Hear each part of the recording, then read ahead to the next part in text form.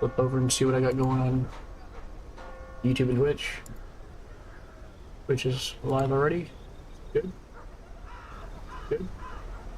Okay, let's check. Okay, let's check. Good. Okay, let's check. Looks like they're both doing fine. Okay. Go to get started here.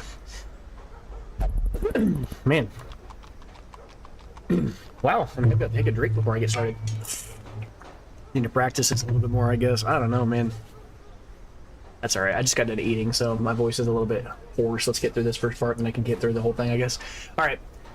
What's up, guys? I'm the Blue Titan, and welcome back to another episode of Darkest Dungeon. So the last episode we were here, we did quite a bit of talking about the game. Honestly, it was like a 3-hour video, and we had one dungeon that we did, but it was a really fun dungeon.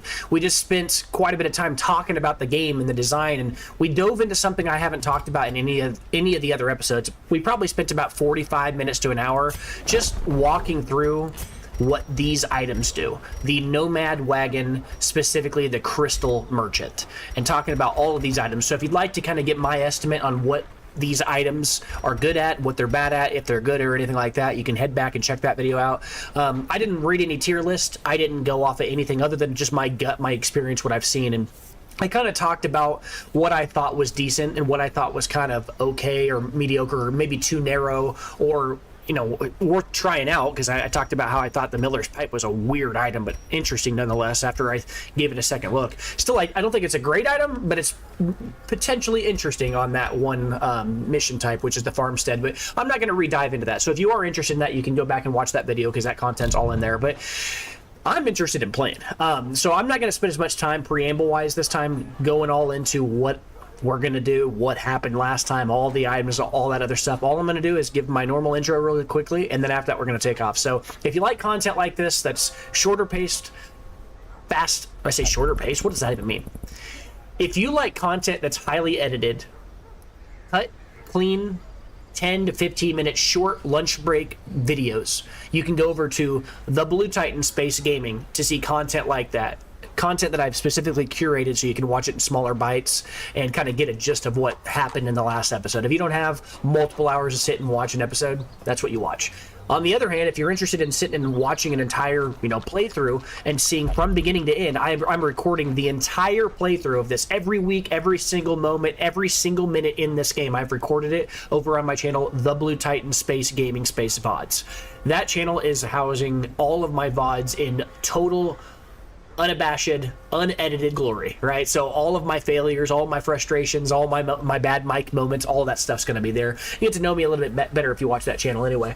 I've had a lot of conversations with a lot of people off camera, I guess, talking about how to make this channel better, but a lot of those conversations started on camera, either through Twitch or through YouTube chat, people just kind of giving me feedback. So that's where I'm going to slowly kind of, I guess I want to say, like, get to know people a little bit more. The people who are jumping in my Twitch chat, the people who are talking to me in YouTube, and I can kind of talk with them more, and they'll also get an opportunity to, if you watch me live like I'm streaming right now, you get the chance to actually give me feedback or give me your thoughts and kind of really engage with me. That's the upside of watching the Blue Titan Gaming VODs. You get to actually see the full scope, everything that happens there.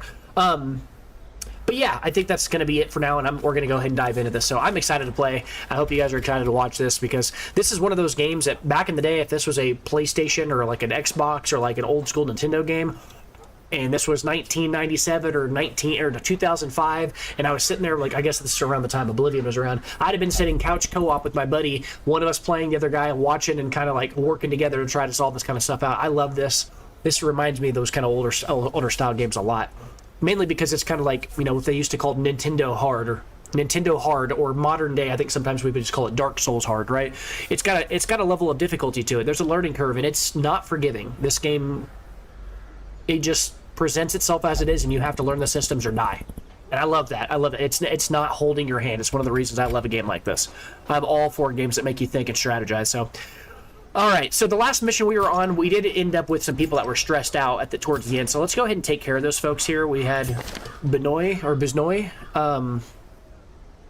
Hippocratic is okay. Stress Eater's bad. Zoophobia is bad. Gambler is fine. We're okay with that locking. I don't want Stress Eater. It's not great. It's not awful, but it's also not fun. I mean, it sometimes will catch you off guard. It does matter. It can come up and it can really matter, but it's not the biggest of deals.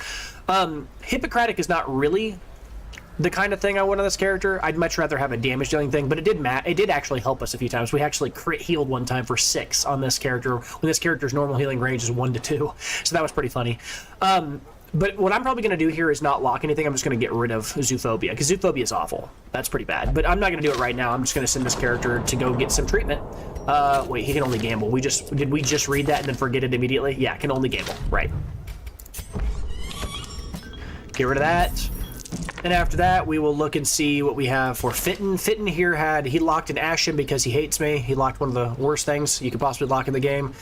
So we're going to, I guess, send him to get recovered. Unless we get a better choice in here. We might look and see if we've got a better guy in here. Well, Natural's great, but not at this stage in the game. So we don't have a better guy to replace him with. At this stage, since he's got Eldritch, Slayer, I might consider going and getting rid of Ashen. Ashen's just awful. I still can't believe that he got that negative quirk and locked it within less than 2 rooms. Because he got it at the end of the mission on accident and then immediately locked it. It's like, okay, dude. All right, Deviant Taste is okay. We're okay with locking that. Cove Explorer's not great. Automatonophobia is not great. We don't really care about that. I need to look at the characters that are in here. Slugger's okay. This character has like a mix of melee and range though, so this character's not the kind of character you want Slugger on. Curious is bad. We've talked about that. Compulsive. This character's compulsive and curious. If you put this person on your team, you would never open a Curio 1. You'd never get the chance to even see one. On guard's fine. Pretty good first round. Mankind Hater's kind of funny. This actually is a pretty okay set of rolls on this guy, but we don't really need another Crusader. We've got some good solid Crusaders. I'm not really impressed by any of these. So I'm just gonna go and we're gonna take care of Fitton's little fit that he's throwing here. Is he a Flagellant as well? No, he just has an unquiet mind. He may not meditate. Okay, that's fine. 850 gold is pretty low. And then after that, Elsewise Foe, probably put you in here as well. Dark Temptation, Beast Slayer. Beast Slayer's good enough to lock. I'm just trying to think of... whoa. Resolution, when town will never drink. Okay, sure. Man, these things are coming up quite a bit, huh? Alright. Now, I'm going to start to kind of work on some projects and kind of start to get some people ready to go, but I've already got a team selected for our next mission, so this group of people is who we're going to bring to our next mission. We'll talk about that in a minute. But let's pick a person to start locking quirks, because I probably need to start doing like 1 per mission. I was thinking about like getting up to 100,000 gold before I started doing that. That way we can essentially do 1 for free a week, but I don't know. An argument can be made that I could still do that. That's not a bad idea. Nothing in here I care about. The Selfish Pendant is interesting, but we don't really need that. Honestly, I'm tempted just to go in with what we have here. Oh, right, this guy. This is the Crusader who we found in the Crimson Courtyard, and so he weirdly started with only 2 camping skills. I've never seen that before. Most characters start with 3, or if you buy one for them, they'll have a 4th one, you know? That's pretty crazy to see a character that only has 2 to start the game. But one nice part is he already had all his abilities fully leveled, which is, that's clean. That's really good for us. Okay, so yeah, I guess I'll kick the ball down the road just a little further.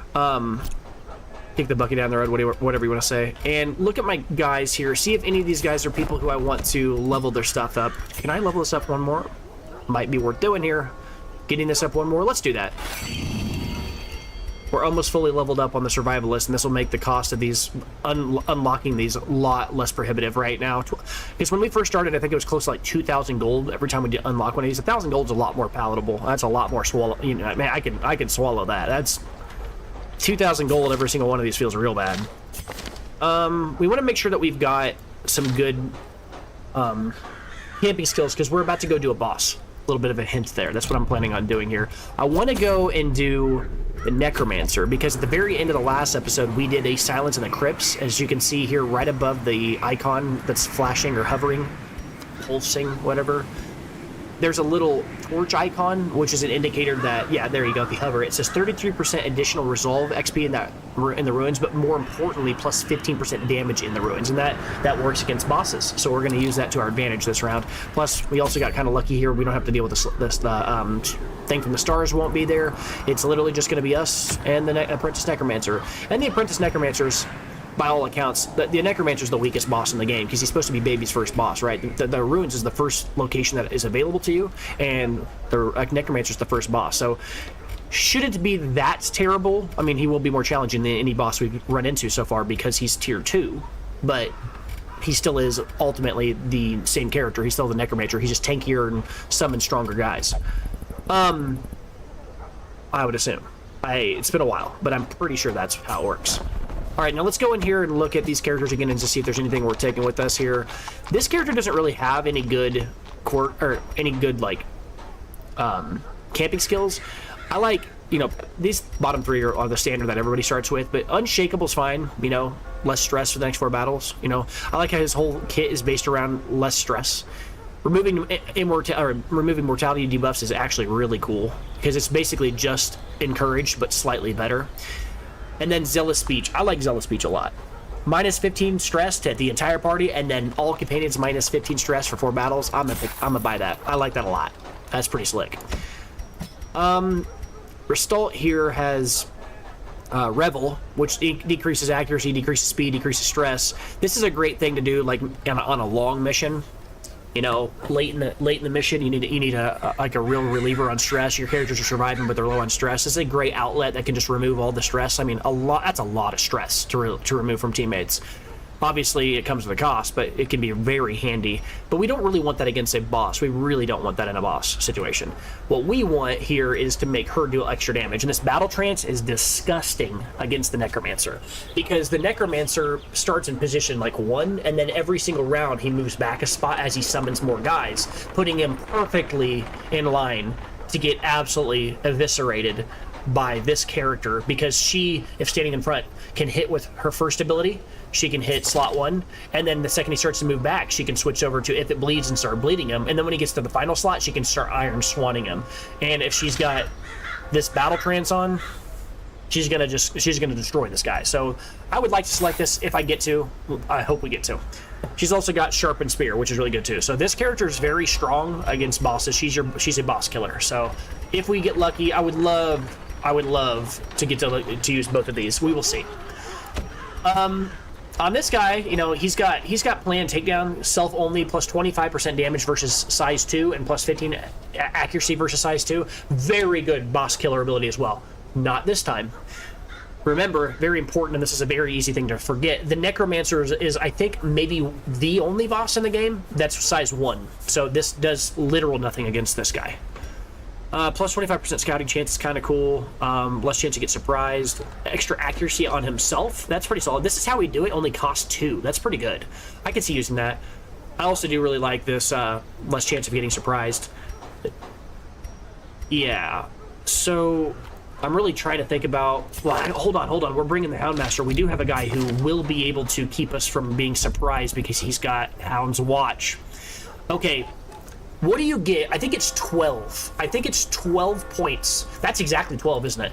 Yeah, so if we do this is how we do it, well, although that does make it so that he won't be able to use his Zealous Speech. Man, Zealous Speech is 5? Okay, that's not as good as I thought it was. 5 is a lot.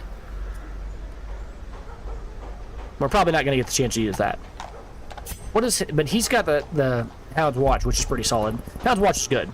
We'll be using Hound's Watch likely, and we'll probably be doing Sharpened Spear and Battle Trance. That's a total of 10 sleeping points, or I guess I want to say camping points, plus another 2 from something. I don't know what we'll do it, but I mean, I think this is how we do it. It's pretty decent, though. Plus 10 accuracy and plus 8% crit. Just make sure that these 2 guys are reliable. I think that's a pretty good plan. We can kind of go with what we got there. And then just get in there. It is worth looking really quick because I haven't thought about it in a while. Let me really quickly provision out, select this mission. This is the one we're going into anyway, but I wanted to make sure. Yeah, we don't have trinkets. I'll get them in a second. I wanted to check and see if... What was I doing here? It caught me off guard with that trinkets comment. Oh, I wanted to see how much blood we had. We have a lot. Okay, we're okay. because I saw a guy make a comment, and I wanted to make sure that we were prepared for this mission. All right, so we'll bring a few extra holy waters, maybe like 4 here. I try to bring extra holy waters in this mission, particularly because there's a higher chance of good stuff here. You know something I've noticed in my previous videos? This part of the game, the provision screen and the map, I don't know why, but there's this loud wind sound, and the crows, it's just so much louder here than it is anywhere else in the game. I wish there was a way of doing it. I don't understand why the sound is so much louder in this section of the game. I'm not doing anything with it. It's kind of obnoxious. I can hear it in my own headphones, so I'm sorry if it's loud for you. Nothing I can really do. Alright, so let's go ahead and select, I think 3 shovels is probably fine. You usually end up with extras on this mission. I mean, on a medium mission, you probably don't need more than that. A few anti-venoms is fine. A few bleed things is fine. Nothing crazy here. You don't need a lot because we don't expect to fight any. There's no nighttime ambush that's going to happen. We can guarantee that won't happen. We don't have a shield breaker for a nightmare to happen to us. The only real way to get poisoned on this map is the spiders. I guess technically infestation if we get attacked by bleed people, but I'm not too worried about that. Sound adjustment is... Oh, hey, Steven. Sound adjustment is dumb. The only volume slider that seems to do anything is the master volume. So I can change things inside of OBS, but I don't want to change things at this screen every single time. That's like... That's very wonky. And it's also very easy to mess up, because then once I change it, then it's for the rest of the... It's like, it's less loud for that specific moment, and then it's really loud, or whatever. If I mess it up, then it's messed up for the rest of the recording. I'm not even going to chance that. This screen is relatively quick anyway, so... Alright, food-wise, I have no actual standard healers, so it's a medium mission, and I'm just going to stack an extra. I might actually even go to 6. This is a boss. I just want to make sure we're topped off when we go in here. We've got the pair here, this pair. This is kind of its own thing. This is really the pair here. I'm not missing anything, am I? Food. Shovel. Got it. Anti-venom. I'm just being a little paranoid because this is a boss. Medicinal herbs we got. We got skeleton keys. We got holy waters. We don't need laudanum. We've got our torches. Yeah, we got it all. We're ready to go, I think. Alright, let's get in there. Oh, I was talking about the game volume, not OBS. Yeah, I could change the game's volume a little bit, but the problem is once I change the game's volume, then I have to remember to change it back. And then it's going to be quiet for the rest of the game after this, if I forget. And it's just not worth it. Alright, let's make sure... Oh, yeah, I never change any of his abilities. Oh, I need to also select my trinkets. The game literally warned me about it, and I hadn't selected them yet. Let's do that right now before I do anything else. So... God, look at her bad locks here, this ashen and all this crap. At least it doesn't cost as much. We went back and we saw that, so that's nice. I might... Just trying to think if I want to do anything with scouting, because you know, these boss missions, if you just go rush the boss immediately, like in the furthest corner of the map, and you get lucky with that, then you can just kind of run around and just do whatever, and you've already beat the mission. You can leave whenever you want. There's almost no stress anymore. Oh, missed the spot. Yeah, less chance to crit. That's actually non-trivial, because if we were gonna do something like this, this is how we do it. It's a little weaker because his base crit's lower. That kind of sucks. What's his base accuracy? Pretty good. He's actually got pretty good base accuracy, so it's not really worth it to run the focus ring on him. How about her? She's got really high base. I mean, 95 on everything's pretty solid. He's also got pretty high, 100, 110. And then his... I need to select his abilities, but before I go doing all that crap, I want to make sure that... I think I've talked about this before, but... I want to make sure... that I have, because last time we went in here, I'm almost certain, I spent a bit of time. Was it this boss? No, it was the Sunken Crew I stunned, but I'm pretty sure this character can be stunned. It's just not as common to stun him because the higher tier bosses are harder and harder to stun. Once you can get away, you can stun bosses still in medium, but once you get to higher tiers, you just can't do that anymore. And his base stun is 130%. I think bosses usually have, like, they go up by, like, I don't know, 10, 15, 20, sometimes 50% or whatever. Odds are we're probably not going to be able to stun this guy. If we do get the chance to stun him, we're going to have to really lean into it and run with, like, 2 items that stun him. Guess I could pull up what he is. As I said before, I'm not really bothered by doing that. Once I beat the boss, once I have beat the Necromancer, let's pull him up. Okay. Alright. There's Necromancer. Okay, so here we've got... I'm on the wiki right now, so I can just click through. he's got a 95% chance to block stun, which sounds like a lot, and it is, but this guy's got a 130% chance at base to stun. And then you throw on this, and it's a 150% chance. Then you throw on top of that the stun item that we sold, but we do still have the stun charm. No, not the stun charm, the stun amulet. So this would be a grand total of an additional 30 on top of this 130. So if we wanted to do this, we could have him have a 160% chance to stun. He subtract away 100, then he's got a basically 100. He's got a 65% chance to stun. That's pretty good. I mean, it really is. And we've already got huge damage dealers. So if we can, like, think about this for a second. Imagine round one. I mean, this is what happened the first time I fought against him. I round one stunned the Necromancer. Do you have any idea how disgusting that is? His entire kit revolves around turn one, like round one, making a skeleton. And I just denied him that. And then he just stood on the front line and got walloped. He was at 60% of his health before he even got the chance to do his first attack. It's stupid. So if you get that, it's insane. Now, if he misses, you know, whatever. But it's really low. It's a really low cost. If I get to go first and try to stun and miss him, I'm not bummed out about it. I could just focus after that and just have the Crusader just spam smite for the whole fight, just kill every single guy that he makes. It doesn't even matter. I am going to get rid of Zealot's accusation, though. I don't want this ability on him because, as it was mentioned in a previous video, somebody mentioned to me, I don't know how I didn't realize this, this is a ranged ability, and he's got Lazy Eye. I don't want to take a chance of missing with this. Plus, in general, I'd much rather just roll with this ability that just deals an enormous damage to Unholy. This Smite will just kill anything that stands against him. So I'd much rather pick some utility ability, probably something like Inspiring Cry. I'm not really worried about tankiness. This team, they're all like off tank. Well, I mean, he's actually a tank, but they're all like pretty tanky already. And then he's got his own ability to heal himself a bit with Inspiring Cry. He can heal his teammates even here. She can heal off Death's Door with this. Oh, actually, there is something we're not doing here. These characters can all level their abilities one more time, which is going to take a chunk of money, but I'm going to do it.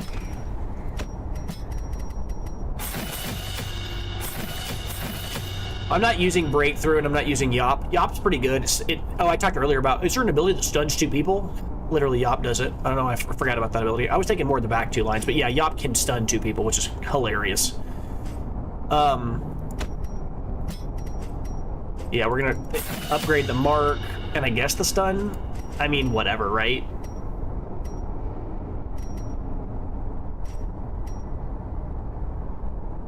This is interesting. This makes his stun better. Maybe he should be our stunner. Do I have an ability that would increase his stun percent chance? Or an item, I mean to say, like an ability, whatever that means. I don't think I have an item that would increase his chance to stun. I might just not focus on that and just lean into what I was gonna do with this guy. The reason I was thinking about this, I haven't really talked about the comp and why I was picking what I was picking here. Let me get into that. So I'm going up against this Necromancer here, and I'm thinking to myself, okay, what's good against the Necromancer? And the answer is large amounts of damage. Like large amounts of damage, really fast, because, or some abilities like maybe the Highwayman using like his increased damage like ability that, you know, psychs himself up, kind of like Psych Up with the, believe it or not, with the Abomination. The ability to increase your damage for the rest of the fight is really strong against the Necromancer because round one you get to do whatever you want. But the other thing is the Necromancer has a real slow start. If a fight drags on, the Necromancer destroys you. But if you kill his guys and then chip away at the main guy as he summons, you kill, and then you kill him and you chip at him while he's summoning guys, you can methodically just plow through the entire team. It's not really a big deal because he just keeps resummoning things. My thinking with this guy is if I bring Mark for Death, I can Mark for Death and then afterwards immediately use Hound's Rush on the Necromancer because I know the Necromancer has like no resistances to bleed and blight. It's so actually wild that he has no resistance to bleed until you realize that he's I don't know if he's unholy. He might be human, but it'd be really strange if he was unholy and human. But I guess if he's a Necromancer, never mind. But he's like perfectly, like he's so susceptible to so many different things. You can kill him with blight, you can kill him with bleed, you can he's unholy, I'm thinking, either that or he's human. Either way, I mean, it's not that big a deal. I'm still gonna bring this guy. He actually, it works out either way, right? I cover both my bases, because this guy does extra damage to unholy, this guy deals extra damage to humans. So whatever he is, I'm gonna hit him, and he's gonna hurt. And if I can't stun him with the unholy damage dealer, I'm gonna stun him with the guy that can, you know, is the human killer, and have the other guy focus and deal the damage. Either way, I'm gonna hit him full damage. Because remember, another cool thing about the bounty hunter is the bounty hunter weirdly can melee from slot 3 with 2 different abilities. He melees from slot 3. That's wild. Really cool.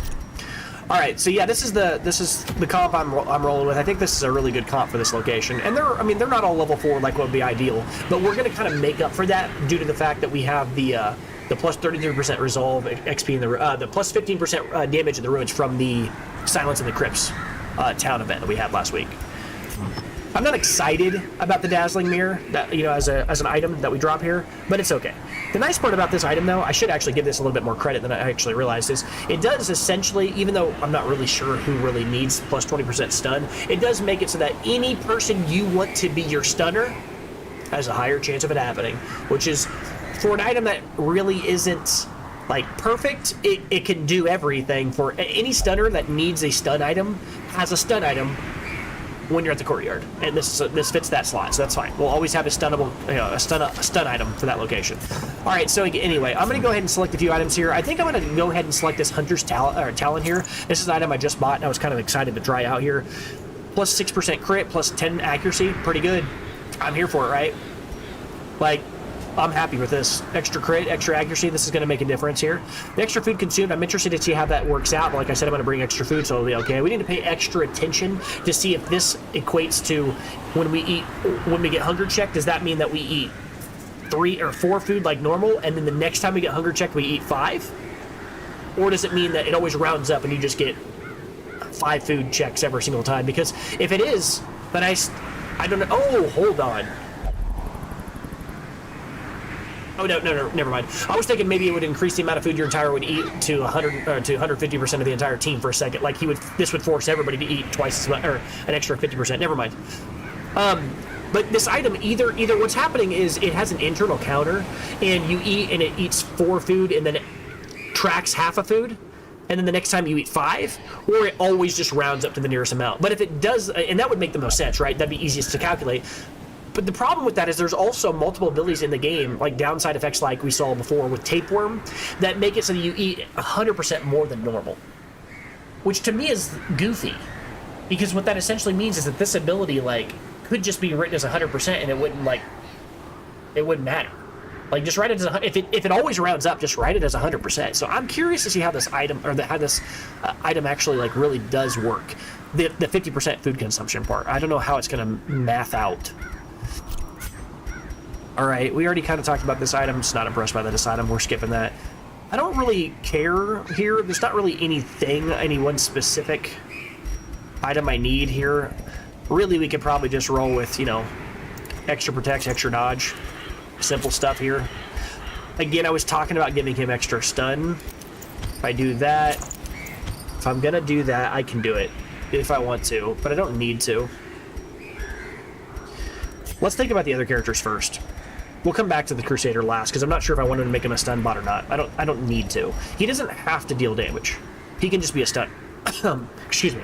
And we'll be happy with that, because we've got 3 big damage dealers. We don't need the Crusader for that. The Crusader is probably going to be more like a helper. He's probably going to be like, you know, start the fight off with like protective stuff, protect himself throughout most of the mission, and then when we go up against the, you know, the Necromancer, he's going to switch roles real fast. And I've said this before, but maybe this would be a good time against surgical gloves on him would be good here, because he's the only guy out of the group that if he gets moved to the back, he can move to the front really quickly, and that's kind of one of the susceptible parts of this team, is if the Hellion gets moved to the back, but that's always a problem for her, right? I mean, what can you do? The Paralyzer's Crest is fine. I could run an extra 10% on the stun amulet if I'm really looking to min-max, but an extra 10%, I just don't see that. That doesn't matter as much. I think I'd rather have the extra damage. Because if I get 1 stun on the Necromancer, it's good enough. That's going to make a huge difference. And 10% is probably not going to make that much of a difference. I mean, really. 20% though, like, plus, you know, I mean, that's one slot. I'm only taking up one slot for 20%. The other one's an extra. It's a diminishing returns argument, right? You're just getting less value out of that one. Ideally, it would have been nice to have something like the broken key. An extra 35% would have been insane. That abomination item is just ridiculous. But the surgical gloves are going to make him good at all times. And if he does get moved, like I've talked about with like the Hellion, or not the Hellion, but the Flagellant, it doesn't matter because he has, well, he can't move from slot 4 to slot 1. But he can move up multiple times with his abilities, which is really cool. Alright. Hellion, honestly, she has no stress on her. I might just give her Dismas' head. She's just going to be punching people. That's all she's going to do. The whole mission, just punch, punch, punch. And then if that's the case, I'll probably give her stress relief in addition to that. Stress is the only thing I'm worried about eating us this game. Food is not. I'm just going to bring extra food to offset that. The potential of not having a healer is what I'm trying to talk about right now. Like the fact we don't have a healer matters, but no, I don't have it. I don't have the Heaven's hairpin. I have it. My character's my Hellion is bald. All right.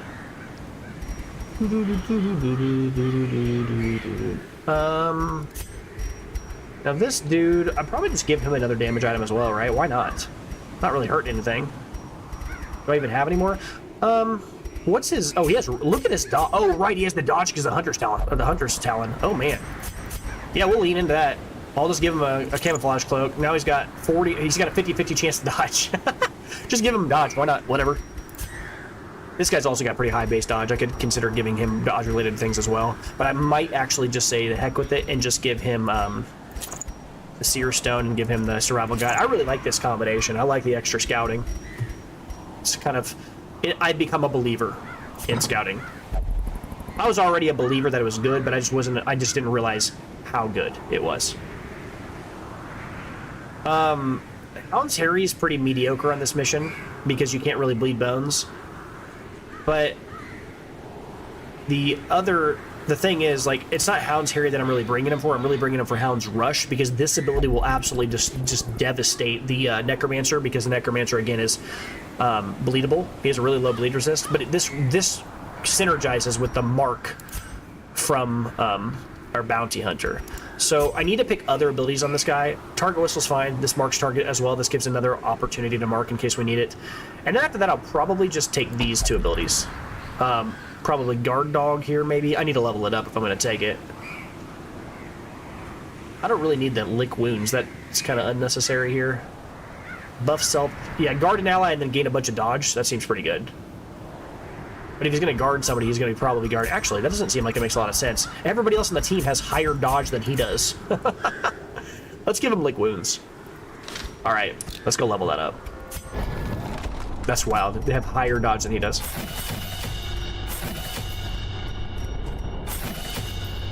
Alright, we will level this up. Get rid of Guard Dog, level up Lick Wounds. Anybody else need that? I think we already talked about that. I'd already done it for everybody else. I just somehow forgot to do it for him. That's okay.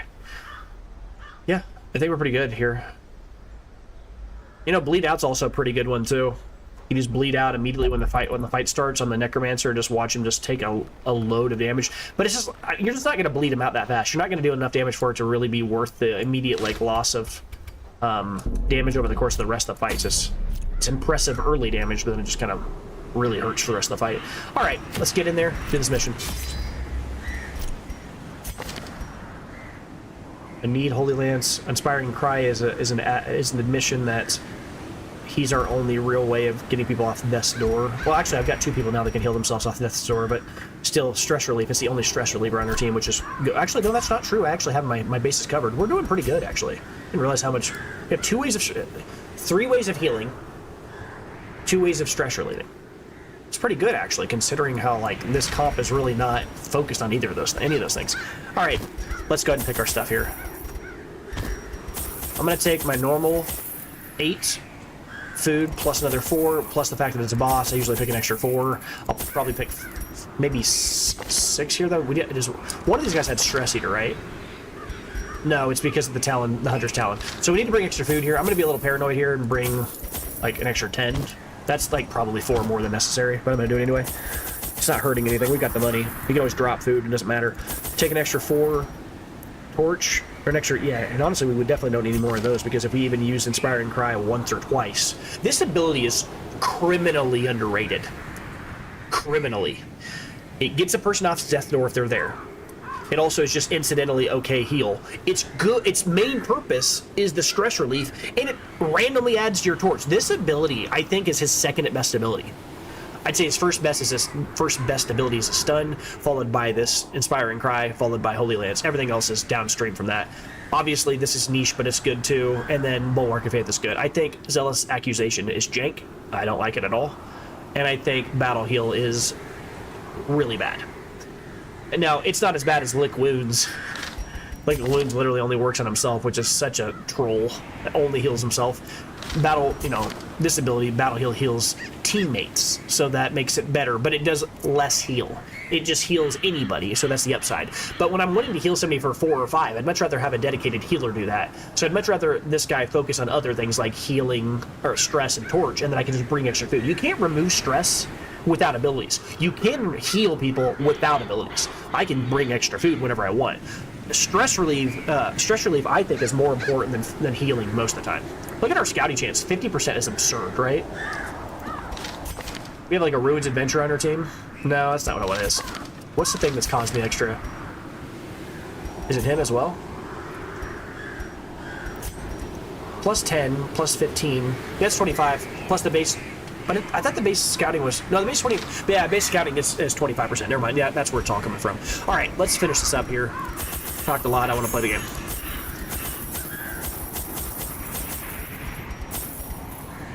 We're good to go. That's it. That's a lot of holy water.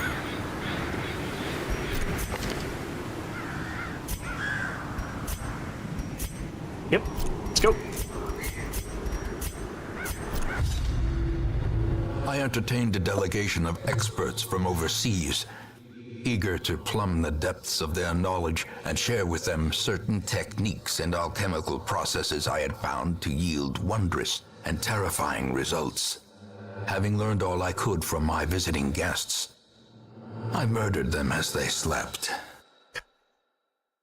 The delivery on that was so like, what? A devil walks these halls. Only the mad or the desperate go in search of him. That's kind of cool. You know, a lot of times you don't like games that reuse the same like voice acting on certain scenes. He said the same thing the first time we went up against him. I kind of like it because it's almost like you're coming back home. It's the first boss you ever fought. I'm fighting him again. It's kind of cool.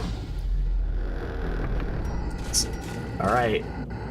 Now, this could give us a map, or it could give us Ashen, and I don't want Ashen again. Sure. 50-50 every room we go in reveals some stuff, so hopefully we'll get lucky here a few times. Not this time. So he's in that far deep room here. I'm gonna walk into this room here and see what I see. Oh, we got a stealthy guy. Gotta take out these annoying stress dealers here as fast as possible here. What's his base health? 20? Is he human? He's human. I can probably just kill him. Annihilated. Yeah, annihilated. I can't see this dude, so unfortunately I'm probably just gonna have to clear this body. And then after that, we're going to try to bleed this guy out as much as possible. We might even be able to kill him off that. That'd be awesome, wouldn't it? Nope. Alright, Hound's Harry, I'm just killing him. Continue the onslaught. Destroy them all. Imagine being invisible. Nobody can see you and you still miss on your attack. That's gotta be embarrassing. Alright. I'll stun this guy. He hit for way too much before. I'm good. No more of that. And then we'll lick wounds on him so he can kind of get back. Try to kill him. 16's a lot though, that's fine. Lick your wounds here. And then you can just kill him here. Their formation is broken. This is nice. I get the chance to see the offensive. I get to see how much damage he gets to do off of his base abilities with almost no downside. So he dealt 19 damage, does a lot, and then he dealt 19 damage as well, but eradicated. Yeah, we're doing some decent damage here, folks. Man. 2 Onyx is nice too. I'm gonna walk this way and then I'm gonna walk back. Finding an extra torch makes that completely plausible too. I want to get as much information as I can. I'd like to cross as much hallway as I can. Oh, the scout was awesome. Okay, so I'm gonna walk back now, because I'm not really in any danger. I'm doing this specifically because I want to see as many curios as possible. We're not in any real stress or any terrible situation right now. I'm not necessarily needing to beeline straight for the boss. We're okay. Got a lot of time, a lot of stress to give. All right. Bone Spearman. Empty Goblet's annoying. Yep. All right, we're gonna try to kill this Spearman instantly if I can. Just get him out of here right now. He can't be bled though. 21 health. Destroyed. Yes! That's so much damage. Oh my gosh. Just try to kill this guy quick. I'm not gonna try to cheese extra stress relief right now. We don't really need to. I'll stun this guy. This will give us a chance to let this other guy do his thing and whatever. Sure. Oh, that's a lot of damage. Wow. Okay. I'm gonna heal and remove some stress. This guy's stunned out. This is what I meant where I said I was gonna stun this guy, because it gives us some time to kind of cheekily heal and do all this other stuff here. As the fiend falls, a faint hope blossoms. Now I'm gonna actually, this course is health, he's lost 4. I'm gonna go ahead and try to cry havoc here, remove a little bit. Actually, no, it's not that big of a deal. If I miss, then it's just really bad. The only person that's been stressed out is him. Let's just heal. Sure, remove that. She doesn't have any stress, but I'll just remove some of the damage that she's been dealt. Heal herself. We can't see the guy, so there's no real reason to worry. Yep. We need to finish this fight quick. Well, I mean, I couldn't see him. What was I gonna do? All right, now let's try to kill him. See, you can't bleed bones. He does almost no damage to the bones, boy. Nice. That's a good time to see a dodge there. We're gonna kill him, so I'm not gonna worry. I'm gonna let everybody else take care of this guy while she heals up. Obliterated. Called your bluff, Fred. Oh, nice, and the stress relief on both of them. All right, that looks good. Be wary. Triumphant pride precipitates a dizzying fall. Gotta remember to put that Hellion in the front. I have a bad habit of forgetting that. It's just my mindset wants to put the Crusader up front because she just doesn't look as tanky as he does, right? She's designed to be up front, but like he is ironclad in armor, and the Bounty Hunter's even more armored than her. She's up front. It just seems so weird having her up front, completely exposed, body completely exposed. All right, here we go. This is a serious fight. We got to take care of the Occultist immediately because that's the guy that causes you a lot of problems over the course of the fight. And if he bleeds, he's just dead. All right, fantastic. He's out of the fight. Now, this guy is unholy. I'm going to probably have to mark him because he has a lot. He has a lot of protection. I guess I could mark him and then stun him with the Crusader. Is he unholy? He's unholy. So I should probably use him to stun. No, don't even worry about stunning him. Just mark him and deal as much damage as possible while the Crusader stun, or probably just raw damage him, honestly. Mark him, hit him for a lot. He's gonna die fast just from raw, like, abilities. A victory. Perhaps the turning point. Seize this momentum. Push on to the task's end. That Crusader just crit for 29 damage through 40% raw stat protection. That means he probably hit for like 42 damage or something raw, and then it was scaled down. That is wild. All right, I'm gonna drop this one shovel that we got an extra of. I don't care about that. That is a crazy. Yeah, that makes sense though, because it is a level 4. It is his level 4 version of Smite. Plus, we also have the extra base 15% extra damage in the ruins. Still though, what an absurd amount of damage. I was like, oh, we got to take this guy seriously. He hits him for 29 through 40% protection. Like what? I really don't care about these bandages. I was just kind of conceding that we might run into some. I'm gonna get rid of the anti-venom. I think anti-venom is less important here because it's just spiders that can infect you, but there are occultists that can bleed you, and then other things that can hit you 4.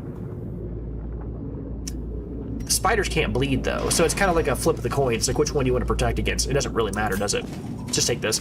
I also don't think there's anything in this location that interacts, any curios that interact with the antidote. So that's worth talking about as well. I'm gonna step into this hallway because this guy has a pretty high chance of breaking a trap apart. 120% chance to disarm. Yeah, we're gonna step in this hall and get his stress removal immediately. And then walk right back in. Just get that extra little stress removal. All right. Oh, okay. Twitching maggots. Yeah, we got to kill these guys fast. They don't represent an existential threat to the mission, but they do like annoying status elements. Another abomination cleansed from our lands. And it's always annoying. Be gone, fiend. Everybody can handle themselves. All right, Crusader, let's see you handle this. Finish this off. Another one falls. God, that feels good. A clean fight. We didn't have to go through their victories bags. Mount, so too will resistance. Clean.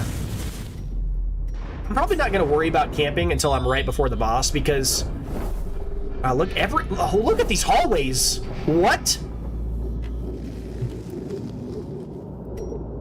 That is some curios. Honey nut curios. Oh, they're crap. It's a book and set. A handsome reward. And money I can't even take. For a task whatever, well dude. performed. I'll drop the bandages. Oh no, that's 25 gold. Who am I? I don't care about that. All right, you can remove this. Yeah, this is working out real well. Look at this. 0 stress on this team. Don't mind if I do. I'm looking pretty good here. All right, here's the fight. The first time we've seen him. Bone Commander. Ew, look at this double stress team. Get out of here. Stun the other one. Get him out of here. This guy has protection.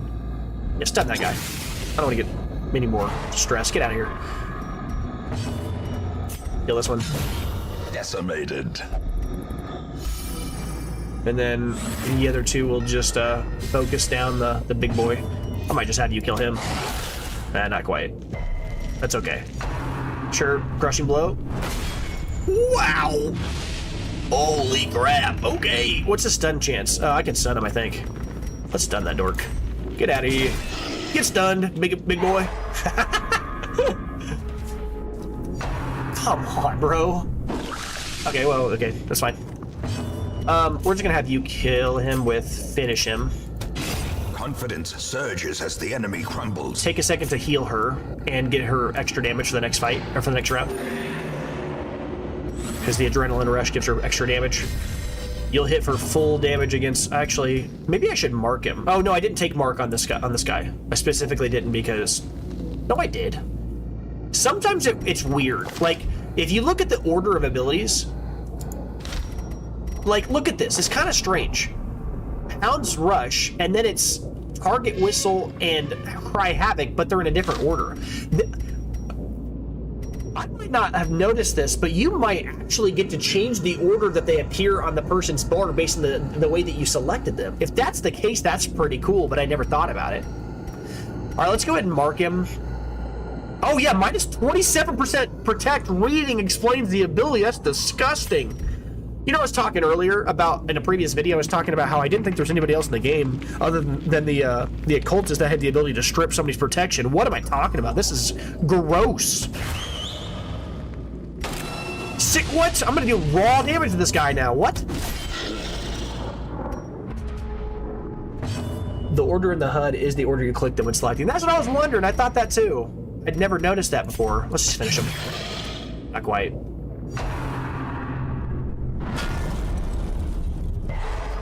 Okay, sure. Can I? Nah, I'm not gonna worry about stunning him. Let's just get out of here. Champion falls. All right. Stun resist for 1 round. Let's just get rid of that. The money is interesting. I don't know if we need that right now. I might actually just camp here. Is that reasonable at all? Nah, I don't think it is.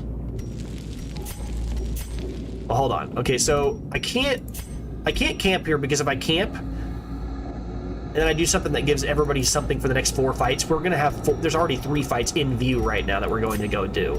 So we can't do that. We can't eat though. You need to remember that's why I brought this extra food. I'll take this over the. I just don't see any real reason to keep the bandages. I need to use the dog treats, but I haven't really bothered with it yet because extra damage, extra dodge, extra protect at Hell Camp. Yeah, that's fine. I don't really think there was a specific person that needed that on this team. Okay, what I'll do is I'll go here, go through these wealth beyond rooms. measure, awarded to the brave and the foolhardy alike. We'll check. We'll play by ear every room I go into. Hunger check. That's fine. We'll play by room every room we go into. See, look at this. That's 1, 2. Okay, we went down, right, back. So that's 3 rooms. 4, 5, 6, 7, 8. We've gone through 8 rooms, been hunger checked once. Other missions, I've been through 7 and been hunger checked 4 times. Like, the variance is wild. All right. All right, let's just take out the human immediately if I can. This doesn't deal extra damage to... Okay, that's not gonna work. Let's just hit this guy.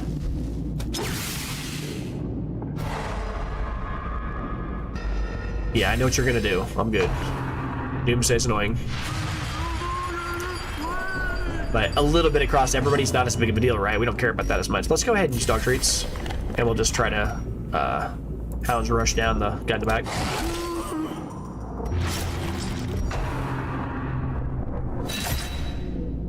I'm gonna keep the other dog treat for the boss.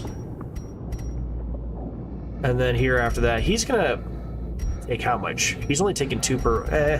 I might just Iron Swan him. Press this advantage. Finish that guy off. He represents the most stress. And then after that, use my Crusader to take out the other guy that's the stressor here. And then, whatever the deal is, just raw damage. I don't care about that. Sure. This guy has 70% protection. Just a casual 70% protection. I didn't realize how Mark worked. Like, I knew it marked things and made them take extra damage, but my god, this also reduces his protection. That's awesome. Kill him. Yep. Graveyard Slash. Yeah, it's a lot of damage. 2 at the same guy, huh? Well, that's less damage, which is kind of funny. But debuffed her. Let's heal you. I just want to heal you while we're out. Like, I mean, we're fine. Beyond one's limits. All right. All right. Stun him and bring him forward. Get over here, dude. Have you heal. And then we'll kill him. That's a nice crit. Have you heal lick your wounds. Get everybody healed up a bit here. I might even let you remove her stress. We need to finish this. Stop playing with him. I know. 13. All right, game. 13. I don't care about the boots. Ghoulish horrors. Brought low and driven into the mud. I don't care about these items. All right, let's see what we get in this treasure chest. We'll never come back, so... All right. Finding the stuff is only the first test. Now it must be carried home. Now, this is a serious question. Would I rather just take a stack of crest and drop the dog tree? And I think the answer is yes. Even though the dog tree is like it makes your character, have master deal. Wait, you already said. Oh, I think I saw something else update on the screen. I thought you said something else here for a moment here. Huh. Oh, it was just the quality of the stream dropped for a second there. I don't know what caused that. The medicinal herbs are okay too. I really don't know what I would drop here. Maybe it's the...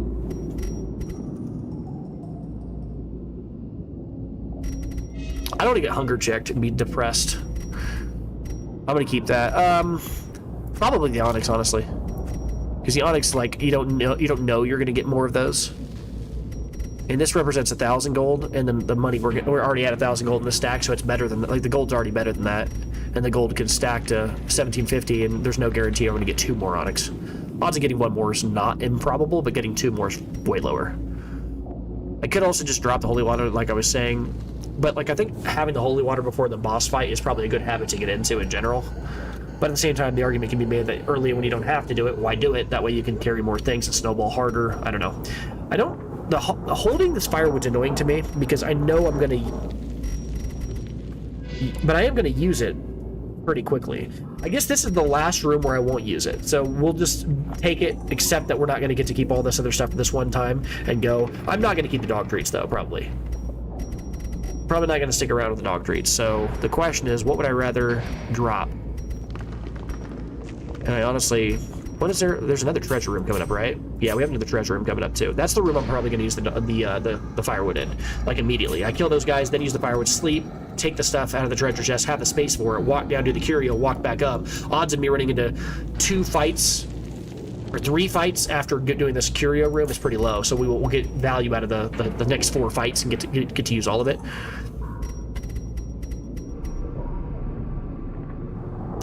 I don't think I really care too much about the busts and the onyx. Let's just go. I'm overthinking this. I don't care that much. It's margins here. I'm not going to use my torch. I'll get 8 torches. I think I'll... no, we're okay. We got a lot of torches. The way is lit. The path is clear. We require only the strength to follow it. We are going to have to backtrack a lot. Man, the amount of egg sacks. Yeah, that's good. Heirlooms is kind of annoying. There's the other half of the bust that we didn't take before. I'm just gonna accept that I lost a stack of busts. I don't care. It's 1 stack. I don't care that much about it. All right. So we fight these guys, and then we sleep, and then we backtrack, but we'll have the opportunity.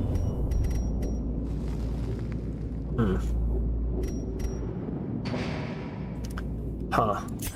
Yeah, I think that's fine. All right, this guy hurts, I think, if I remember right. Actually, let's mark this guy, because this guy has a lot of protection. And we'll probably just try to kill this guy in the back. Woo, very close, but not quite. I might just Hound Rush him and end him. Wow! Unfortunate. The ground quakes. Oh, you made up for it for sure. That dodge is obnoxious. All right. Dazed. You paid for it real quick, didn't you, dude? That dog missing there was pretty bad. That made a heck of a difference in this fight. Can't go missing an easy. That was a gimme. And he hit for how much did he hit for? He critted for 14. Good lord. All right. We're gonna try to kill this guy because he's protecting this other guy. Man.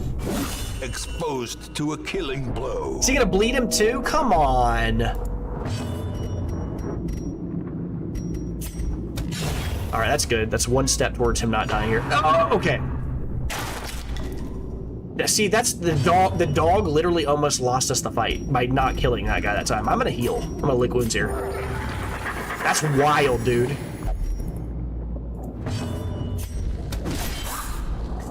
Almost killed him, but not quite. Why does he go so... Why is he so fast? He hits for way too much and goes super quick. Thank you. Needed that earlier, but thank you. Now, we're definitely happy that we get to sleep now, too, because then I get to do the mortality debuff thing, too, and remove stress and all that. That'll be actually kind of hilariously decent here. Heal him up a little bit here. That was an absurd amount of damage, and that super crit was absurd. She can kill him. Remove his stress, dude. The light, the promise of safety. Get out of here, dork. Put him on death's door in like 2 hits. Remind yourself that overconfidence is a slow and insidious killer. All right, this is where I'm going to firewood camp. Take the crests. Gathered close in tenuous firelight. Feast is uneasy fine. Companionship. Grab the gold. 1 hunger check is fine. We're gonna make it through one of those. All right, then from here, if afflicted, prevents 9-time ambush. No, I keep mixing these up. Zealous Vigil is not the same thing as the removes mortality debuffs thing that the Vestal has. All right, we already said what we're gonna do here. I don't want to overthink this. She's gonna pick Battle Trance. She's gonna do sharpened spear. He is gonna do, this is how we do it. And he is going to do Hound Watch, so we don't get attacked in the middle of the night, and then we've covered our bases. A little unfortunate that he's got Death's Door. Little unfortunate there, but it's not that big of a deal. We're okay.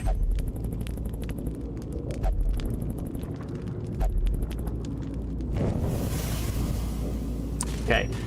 Now, I'm thinking about whether or not I'd like to just run up and fight the boss right now. With like full max health like this, and just go up there and beat him. Before going down? Nah, it's fine. I'm not grabbing the thing out of the treasure chest yet. We'll come back to that. This is the one that I think I was told works with the holy water. You'd said that, Steven. I'm gonna try it here. Don't know what it's gonna do, but I'm hoping it'll work with like her. Let's do this.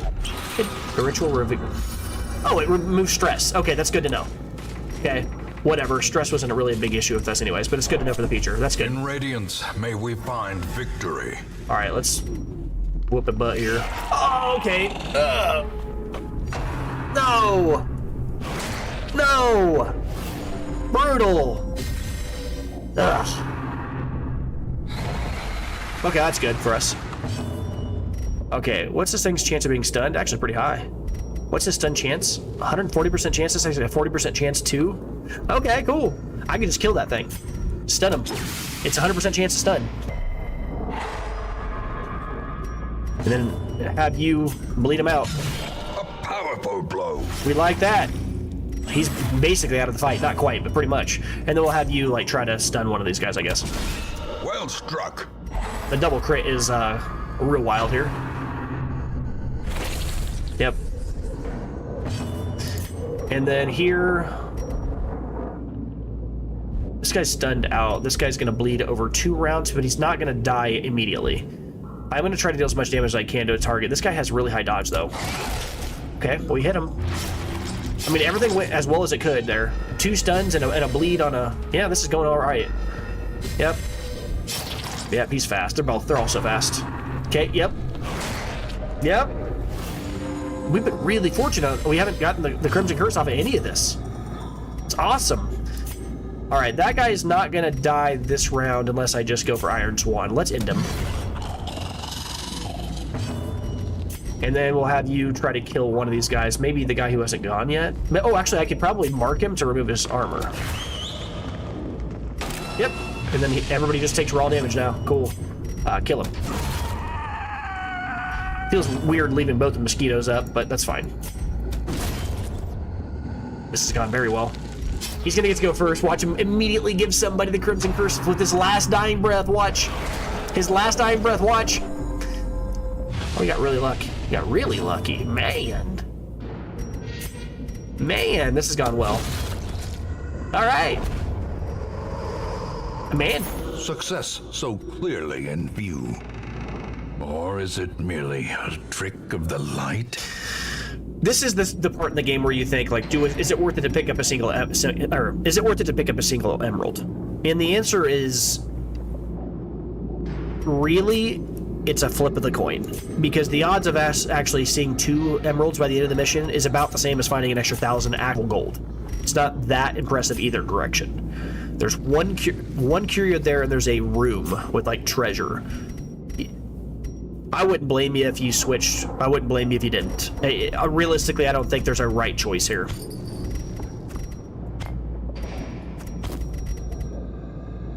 I might just honestly use up the holy waters.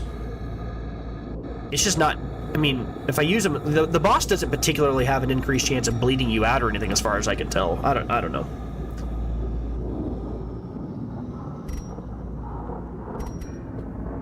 Let's leave it. All right.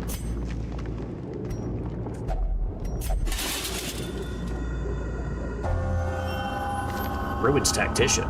Plus 15% damage in the ruins? Wow, okay. That's a wild roll right before a boss fight. What? I ain't gonna say no.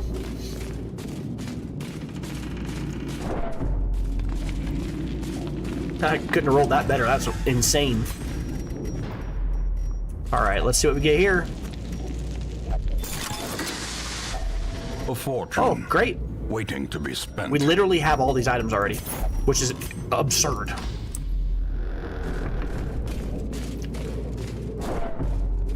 Leave the books. Hunger check is totally acceptable. We knew that would happen at some point.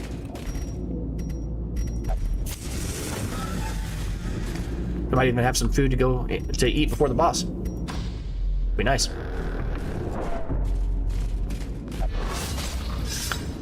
Okay. That's Ambushed by a lot of foul damage off of invention. one trap. 10 health is a lot to lose right before a boss fight. Alright, citrine we don't care about. I mean, I could literally get hunger checked in the next 2 steps. I'm not doing with that. 1 citrine's not worth it. Alright, so here we use our torches really quick. I'll keep 1 more torch The match is struck. because I can use it during the A fight. blazing star is born. And we'll spam some heals on some people here. Some food. And then let's get in there. Have everybody drink a holy water. Gives us a buff here. We got plus 33% blight resistance, bleed resistance, disease resistance, and debuff resistance for 3 rounds. Anybody need to move or anything like that? No, everybody's about as good as we want them to be. We need to remember to use the dog treats as soon as the fight starts. Let's go! Towering, fierce, terrible. Nightmare made material. Yep. Alright, so he's got pretty high stun, like we said. So we're gonna... He has no resistance. So I have a few choices here. I can either... I can mark him and then have... You know what's probably the smarter choice? Even though... It's probably better to mark here. Have our Crusader kill this guy and have her hyper focus on killing, and that's it. And she can just keep on, because she's got all that extra damage now. It's ridiculous. Hold on, minus 25% damage if not in position 1. I don't know why I got that. Oh, that's probably from the trap. I don't know. If it bleeds, just keep bleeding him out. I mean, that's an absurd amount of damage. She can focus on killing him while everybody else just focuses on killing the front line or whatever. Yeah, this is crazy. A devastating blow. Are you kidding me? This is gonna be disgusting. Yeah, this is crazy. What is that? Is that like the horror? Oh, that's invisible. That's not trivial. Okay. Let's try to hit him for as much as we can. I mean, we could. No, I'm gonna try to deal as much damage as I can and rely on the rest of the fight, rely on him marking, and then have our Crusader. What does the Crusader have ability-wise? He can inspire and cry for the rest. He's not gonna be able to do anything else after the rest of this fight, for the rest of this round. I'll have him try to stun one. But we'll have the Crusader try to stun once. If he gets it off, that's great. If he doesn't, then we can rely on our Hellion and we can rely on our Houndmaster to finish him off here. No bleed is kind of wild there. He's already at a third of it, 1/3 health. Let's try to stun him. Maybe we get lucky, right? Okay, that's all right. That's all right. We're fine with that. He's already almost dead anyway. 6 feet under, sure.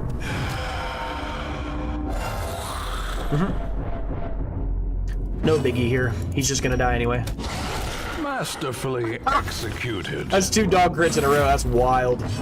All right, just end him. That way these guys can't attack.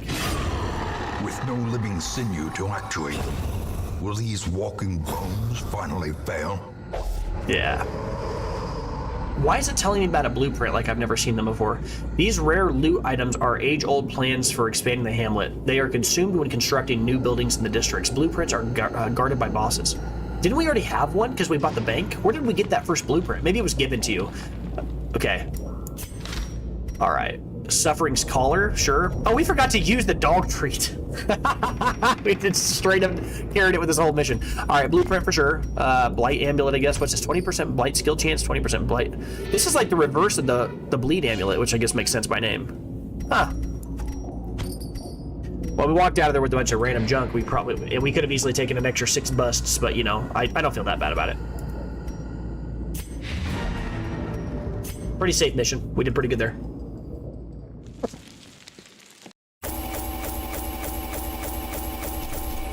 All right. Nothing crazy. Pretty straightforward mission. Everybody's level 4. That's really good. That's building up our cohort of people who we want to have so that we can go fight other bosses that are more terrifying, and also go beat the Miller eventually too, which is also a boss, but a very unique one that I want to go take care of because I'd like to go eventually get memories or whatever that other resource is at some point. Hot Trot. Okay. That guy didn't have any, like, remember, we found this guy. We found him at the Crimson Courtyard, so he didn't have any quirks really to speak of, so this is a good start. Perfectionist is bad. Twilight Dreamer ignores stealth. It's actually not poetic, but like flavorful, right? The dog can still sniff out the invisible things. It's kind of funny. All the decadent horrors I have seen pale in comparison to that final, crowning thing. I could not look, nor could I look away. All right, let's see what we got. Risk Taker. Off guard's bad, Risk Taker's great. Unyielding's an interesting one, but not really what I look for in that kind of a class. God-fearing is totally fine. Skilled Gambler's very, very on flavor for this class, but not necessarily good. Fairweather Fighter is so bad. Like, it looks so good for a moment until you realize that if you take 1 damage, it doesn't work. Because you will never have 101 health, right? You'd have to have 101 health and take 1 damage for this to still work. 1 damage is to make this never work. It will never work. Ashen is one of the worst in the game. Clumsy's whatever. It's not good, but it's not that bad. Healer's Gift, plus 20% healing skill. Yeah, that's bad. Sickly, Unholy, yeah, it's bad. Manslayer's okay. Good for Eldritch is terrible. Slow Reflexes is not good. The only person in this group that I'm even remotely interested in, I guess Skilled Gambler's okay. Like, you know, okay, let me... Skilled Gambler is irrelevant, right? This will get overwritten by other quirks over the course of the game. Is God-fearing worth picking up a character for? Maybe. I mean, this is a pretty good bad quirk to lock. Risk Taker's also a great one to lock. Unyielding we don't care about, but I could easily pay for this off guard and then have like Risk Taker. Risk Taker's great. Really, really good. And we actually don't, I think we only have 1 Plague Doctor, so it might be worth picking him up or picking her up, whatever you want to say. All right, let's go out here. Remove the people from my team. Take the items away from them, as one always does. Step back out of the mission, actually. See what items are available. Oh, we got a red mission. Our first red mission appeared. Champion level mission. Explore 90% of rooms. That's crazy, too. It's a red mission. It's a short mission. It's a short mission, that's why. I was going to say it's a red mission that's giving a rare item. That's just terrible. The answer is because it's short. You still get a rare mission even though it's a short mission. It's like 5 rooms, 6, 7 rooms or whatever, but you still get a rare item because the enemies are so much more powerful. Still want to get Fortifying Garlic at some point tried out, but I'm not like in a hurry to get that item. What is this? Punishment's Hood. Uncommon plus 20% bleed skill chance. Okay. Plus 15% damage if HP is below 40%. Okay. Minus 20% healing skill. So this is like Eternity's Caller Light. Or maybe Martyr Seal Light, right? No, I think it's probably closer to Eternity's Caller, which again is another item that's on our list that we want to collect. We just haven't seen it. We've seen it before. We just haven't seen it since then. Oh wow, it's another unique item. Gunslinger's Buckle. For the Highwayman, it's a very rare item that increases the plus 20% damage range, plus 15% accuracy range, and then, oh, this is an incredible item. This is so good. Like, if you're playing the Highwayman and you're not like straddling 2 class builds on him, you're not going melee and range, which is probably the way you should play him. You know, he's got 2 ways you can build him. Oh, excuse me, my God. This is like really good. This is better than Dismas's head. This is really, really, really good. But also terrifying because we'd have to go and fight the Fulminating Prophet. We were trying to go for it. Although we now know how to beat the Fulminating Prophet. All you gotta do against the Fulminating Prophet is bring you a Vestal. Bring a Vestal and somebody that can heal the Vestal, right? Just bring random dudes that can heal themselves. Like, against the Fulminating Prophet, I can imagine it's probably the best character to bring against the Fulminating Prophet, probably the Hellion. Because the Hellion can reach him in the far back, but she can also Adrenaline Rush out of, like, Death's Door if she's on Death's Door. And she can kind of make up for that loss of damage that she was going to get because she had Death's Door. I mean, I kind of want that item. I do want to go for this Gunslinger's Buckle, but I don't know if we can do 2 missions on the same location. I mean, we do have a group of 4 people now that are level 4. But I wonder... Oh, what?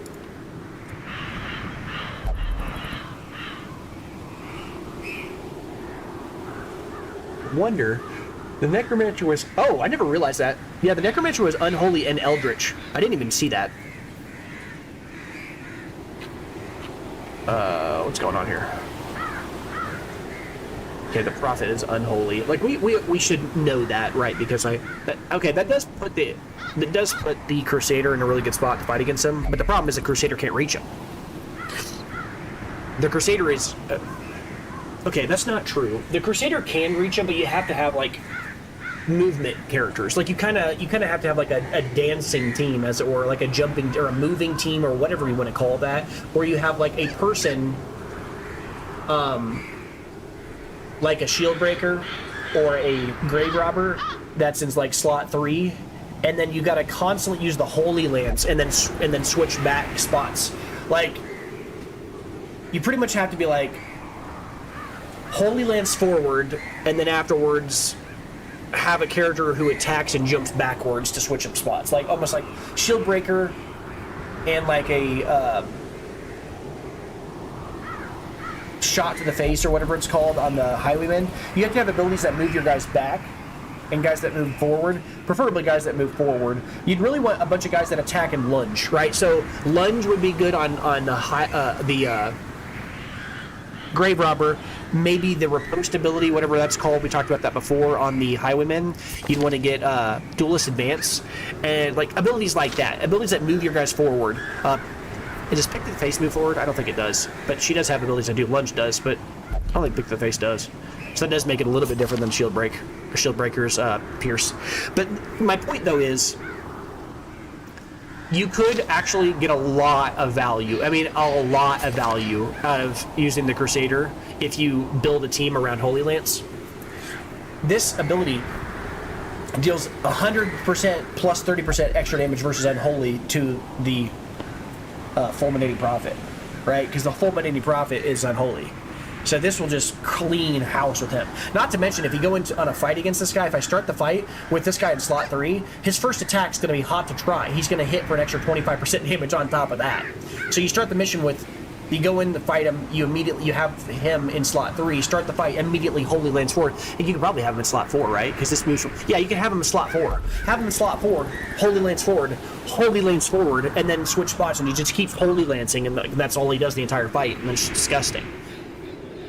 You really could do that, just have him do that the whole fight, and we could go beat him if we wanted to. I'm thinking about doing that because I'm really sold. I think the Gunslinger's Buckle is insane, right? Like, I'm not crazy, right? This is like maybe the best item, one of the best items you can get on the Highwayman. I mean, what else could be better than this? Just raw damage, raw accuracy? I mean, what can you ask for? I mean, maybe there's some niche, like, item that might be better, but you stack something like that with Dismas's head, you're talking about an enormous amount of damage. Maybe an item that gave armor penetration or something like that, but I don't even think those exist. Other than that, I mean, I'm not going to go do the Swine King. There's no reason to go do that. I don't care about the Sniper's Ring. I already have one. I already have Double-Edged Pendant. I already have the Bleeding Pendant. I don't have Fortifying Garlic, but there's no incentive to go beat this boss. Right? I mean, why? Going to get a Fortified Garlic, I have just as much incentive to go to the Ruins to go beat this guy. The only downside is there is a thing from the stars there. I swear, dude, the thing from the stars likes to hang out at locations where, like, there's a good item that I've never got before. He's done that, I think, on three last times that I saw an item where there was a boss. So I was like, oh, I want to go there. And he's like, no, not this time, dude. I got this place locked down. That does make it a little bit more precarious.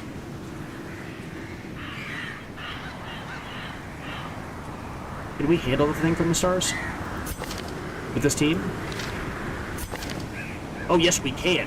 Oh, yes, we can. These two guys both strip armor, or they both remove protection. Oh, yeah, we're just fine. The only concern we have is stress. Everybody's low on stress.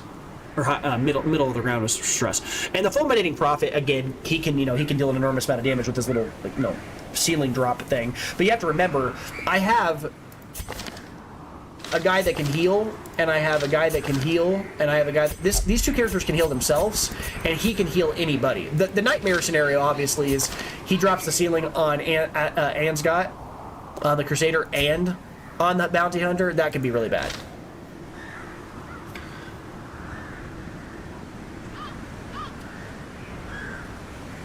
Although I do have a level 3. I could bring you. Why can I not move you? What's going on there?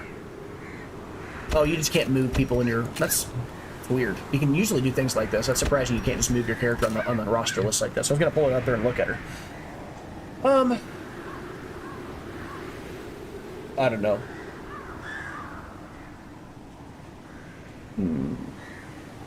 It's probably dangerous to go fight a boss immediately right after that. Like, look at the stress these guys have. Am I really that greedy? This is a medium mission.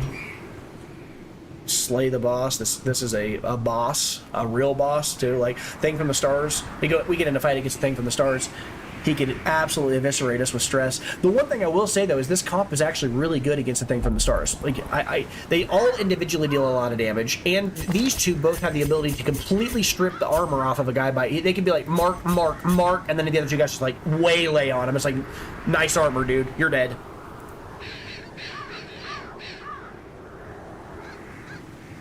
I really think we could beat this with these guys. I really think we could right now.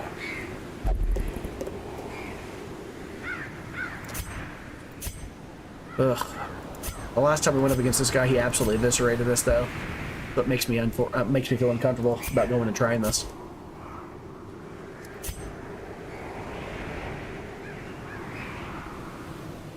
At least you didn't lock something I hated. Night blindness with 10% damage if the torches blow. That's fine. I don't really care about that. Tone deaf is not the great. Yeah, this is actually fine. The things he's locked are actually okay. He's locked some quirks that I don't really care too much about. What I'm really looking at that for right now. I guess I'm looking at it because I'm thinking, what would happen? How bad would I feel if they died? That's literally what my brain is doing. I'm catastrophizing. Or maybe risk planning. I really think it's smartest to probably bring the Vestal. It's not the most exciting, but it's the safest. Let's bring the Vestal. If I go fight him, I'm gonna go bring the Vestal. I'm gonna have to pick who I want to not bring, though, which feels bad. Bondeville can't hit the last slot, can he? He can, but not the way you'd think, right? He has the ability to... Finish him won't hit, and neither will collect bounty, but he can mark. He can also throw caltrops. Uppercut's pretty bad. He doesn't move himself, so that's not very good. He has no ability to move. This is probably the go-to person to get rid of in the team. And then if I brought the Crusader, I'd be bringing him and putting him in slot 4, and then having the Crusader in slot 3. He would get the chance to Holy Lance once, Holy Lance a second time, and then after that, I'd have to have somebody that can move spots with him. So if I'm going to bring somebody, it can't be these guys, can it? None of these guys move themselves. None of these three.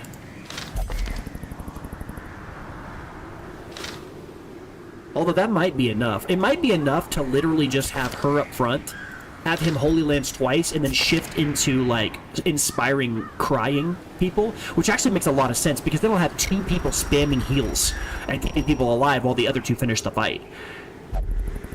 And I could keep the... and instead of... I could bring... It's... who would I rather have here? I think the team is this. And then just leave him back. Contingency plan? It's so funny, because that's literally what they are, though. They are a contingency plan. Every single person on this team has a, if we're gonna die, we're gonna stop it from happening ability. Look, like, she can heal everybody in the team. He can heal himself. He can heal somebody on the team and himself. She can heal herself. These 2 heal themselves. He heals anybody. She heals everybody. Like, these guys on Death's Door are not dying. They're not dying on Death's Door. It's not happening. That's their whole thing. It's actually a pretty good comp. I think I can roll with these guys, actually, and just go beat this right now. I'm gonna do it. All right, let's roll. Let's take down the ruins one boss right in a row at a time. That's funny. Well, hold on. So what do I need? These guys have a lot of stress, which does suck. But I guess he can howl. He can howl for a little while. I can just the first 2 or 3 fights just have him keep howling while everybody else heals. Yeah, the other guys can take care of things. She can heal everybody, and he can stress relieve on the way to the boss. That's a plan.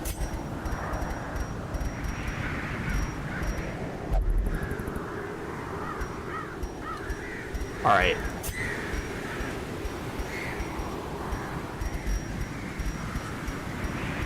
Let's increase everybody's dodge chance here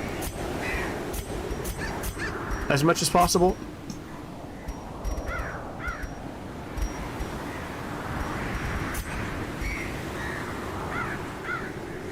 Maybe? Is that the right play here? We're not letting the torch go that low, so we're not going to do that. He's not going to be focusing on damaging. He's going to be... Well, I mean, he will attack him.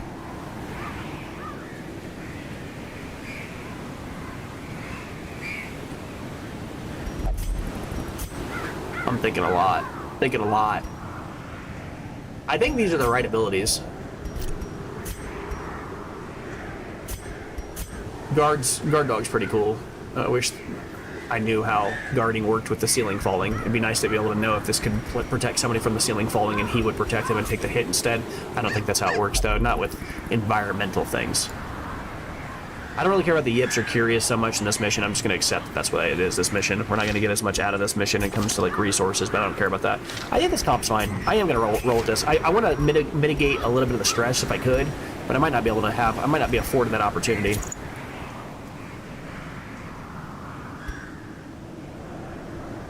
You say it's counted on the attack. That doesn't, unless I'm just misunderstanding you, that doesn't really answer my question. I'm saying when the ceiling drops, I don't know if that's counted as an attack or if it's counted as like an environmental thing. If it's an environmental drop, then maybe he can't protect her from it because it's not an enemy attacking her. I don't know how that works. What is her accuracy? I think she already has pretty high accuracy, right?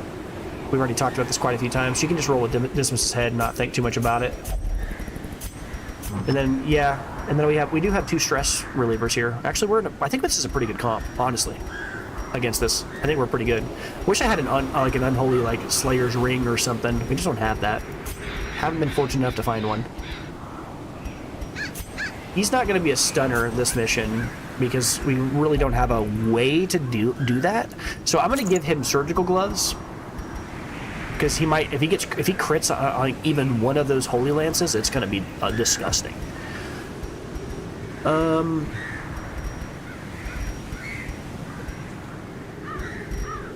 Max HP, extra food consumption, extra stress. I haven't really used this item that much. This is what I was talking about earlier as an item that would be good on like the.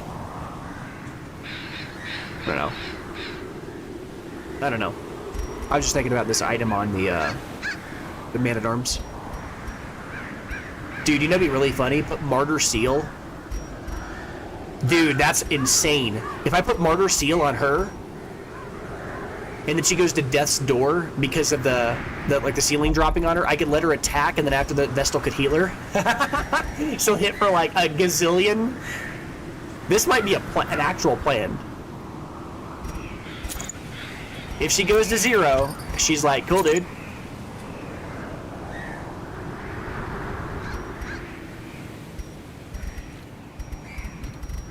Yeah, I'm gonna do it.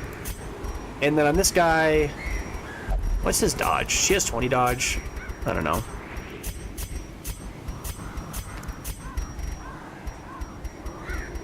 I don't know. I guess I'll give him maybe something that like lowers his stress or something. I don't know. Honestly, she's probably the one that needs that.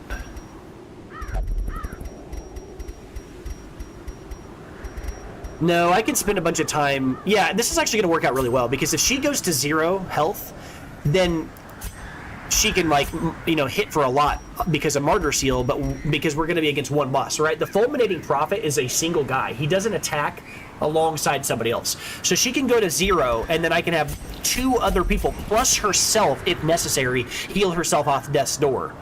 And then in addition to that, she can attack while the other people are like following that up. And if she gets a lot of stress, he can relieve it, and he can relieve it. So there's a lot of people that can kind of relieve that stress. This is actually going to be fine. And the Death's Door thing is not what I'm planning around. It's more of a contingency. It's a plan too, and it might work out pretty well. Other than that, I don't really have any like real goals in terms of things I want people to have. Let's just give him more dodge. And then after that, plus 12 dodge, yeah. And then after that, like, I don't really care. Maybe another dodge item. It doesn't really matter. Where's the cloak? There it is. That's fine. Well, yeah, I'm not really worried about getting the maximum amount of scouting chance on this mission. I'm not going to think about that. I'm just going to pick up the healing-related items here. Sacred Scroll. That way, like, she gets less stressed out. She's going to get targeted a lot because she's the backline, and those guys that throw the cup like to throw it at the back line, so I'm not going to give her Junia's head. She's gonna go over the top if I do that. And then from there, maybe just give her like a Sun Cloak, give her some extra dodge. She has like no dodge, so it's kind of bad already, but like every little bit counts, right? I guess I could give her Book of Relaxation. This is like more accurate. No, it just lowers her dodge more. I wish this ability was like minus 10% stress, plus 4 dodge, minus 4 accuracy or something. That'd be kind of cool. Oh, actually, I have Solar Crown. I can just give her that. Just this, because that's really what I want is the extra stress relief, right? No, it was the dodge I was looking for. So then, is there anybody that I want to give the Solar Crown to? Maybe not, actually. He's not going to be stunning, so that doesn't really matter. That ability is irrelevant here. I could give him like Ancestor's Bottle. Just give him an enormous amount of extra health. It's not really needed though, right? Like the extra health isn't what's gonna. He's gonna take an enormous amount of damage. Just really just a little bit of health is what they need to survive against that fight. What do I want this guy to use? I can't use anything that lowers their death's blow resistance. I mean, I'm not gonna tempt fate. Maybe a Berserk Charm. No, I can't do that though, because if he misses, I guess I could. What's his accuracy chance on this ability? 100%. Yeah, that's good. Because then if I give him Berserk Charm, it increases his raw damage off of it. But the cool thing is it only lowers his accuracy by 5, which is already you got to remember, he's got a 100% chance to hit, lower to 95%, because in the base game, you have a between 5% and 95% chance to hit no matter what. The maximum amount you can hit is a 95% chance, and the minimum is a 5% chance to miss, right? Like, you can never guarantee a miss. Even if you have 1,000 dodge and your opponent has 0% chance to hit, they can still hit it with a 5% chance. That's cooked into the game. And same way with the accuracy. If you have a 110% chance to hit and they have like a 0% chance to dodge, zero dodge, you can still miss with a 5% chance because you have a 95% chance maximum to hit. That's just to make sure that people can kind of critical hit, like with a 20 or a nat 0, whatever you want to say. All right. Let's go. This ability is kind of irrelevant here, right? If it bleeds, we don't really need if it bleeds here. Because on this map, this won't reach the Fulminating Prophet. Because he's in slot 4. And everybody on this mission doesn't bleed. So this is kind of a dumb ability on this. Maybe I'll just pick something like Barbaric Yop here. Get something that can actually...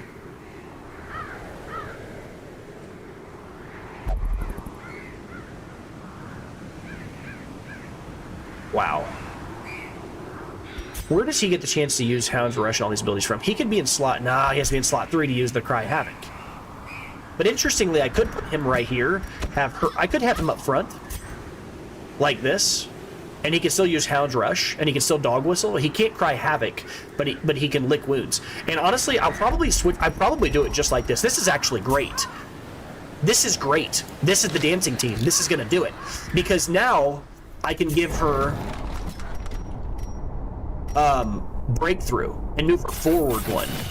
And we'll get rid of this Bleed Out. And then now, whenever the fight starts, he can go forward and she can break through and go forward 1. Because this ability hits in slot 3. Yeah, and this can perpetually make sure that he goes up front if I need to. Oh no. Then she can't use Iron Swan. Well, actually, that's not true. She can Iron Swan, he can Holy Lance forward, but she can't go backwards. She has no ability to go back. Nah, that ain't gonna work. Well, I mean, it doesn't matter anyways. Breakthrough's still better on this mission for her than if it bleeds anyways. It's not exactly a wasted slot. Or a waste of money. Yeah, this is fine. I think this team is fine.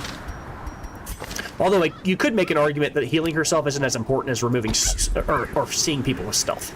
I should probably pick that now, because we are starting to see people with stealth, and I might as well use that while I have it. Oh, she's in slot 4. She can't even do it. Unless, I guess, I can put the Houndmaster in slot this. He can hit from every slot, right? Yeah, okay, let's just do this and have her in slot 3. That's fine. No, don't embark. Don't cancel embark. Cancel embark. I'm trying to level up her stealth ability here. There's no reason not to be a little prepared. Oh, she can level things further. I'm glad I accidentally checked this. Can anybody else do that? No. Weird. Okay. Cool. Guess I just didn't catch that. No complaints. Let's go check their weaponry then. No, that's their levels. I went right back. Okay. Oh, cool. Why is... Oh, he's up to... Oh, bro, he's up to levels... He has higher armor and resistance than I gave him because I found him at the Crimson Court. That guy is crazy. That is awesome. All right. Okay, that was some money. All right, that's okay, though. Let's go get ourselves a gunslinger's buckle. I hope. I have selected their items. I think we're about as ready as we're going to be here. It's a ruins mission. We have a dedicated healer. It's a medium mission. I'm going to bring a little bit of food, though, because it's a little extra food because it's a boss. Or probably even firewood sleep, maybe. I don't know. I'll bring some torches here, of course, but I have 2 people on my team that actually increase the torch level, so I don't need to go too high with that. After that, we'll probably try to use the dog treats pretty quickly in this mission. I'll bring the holy waters here. I don't know if the fulminating prophet can apply bleed or not. If he can, that's disgusting, because he puts you on death's door with a slight breeze, but he can. One upside is she can remove it from herself with adrenaline rush, but the other two, like, I'm just gonna be spamming heals, you know, in between hitting when I can sneak a hit in. Trying to bring 3 on medium missions or long ones, and then same thing with like shovels. Sometimes I bring an extra shovel just in case. I'll bring 4 here because it's a boss, and I don't want to take a chance that we see 4 obstacles, and I feel really bad right before I go into a boss. I'll bring medicinal herbs here. I don't need a lot, just a few here. Probably is fine. Just remove any debuffs before the boss fight starts, and the occasional Iron Maiden if the opportunity presents itself here. We've literally thrown away our bandages and our antidotes, or anti-venoms in every fight. I'm going to take 1 of each. I've literally thrown them away every single mission here in the last, like, 3 or 4 missions, so I'm going to stop bringing all that extra. I think this is fine. Right? I've got food, I've got shovels, I've got anti-venom, I've got bandages, I've got medicinal herbs, skeleton keys, I've got holy water, and then after that, oh, yeah, torches. That's good. Yeah, we're good. Can remove armor or protection here, remove stress, heal himself on death's door. Heal the whole team, gets rid of stress, and can stun. Stuns occasionally, hits melee up front later in the fight. Before we go into the final fight, I need to remember to switch him to slot 4. She can't heal in slot. She can't, no, she can heal from slot 3, so there's 0 downside to this.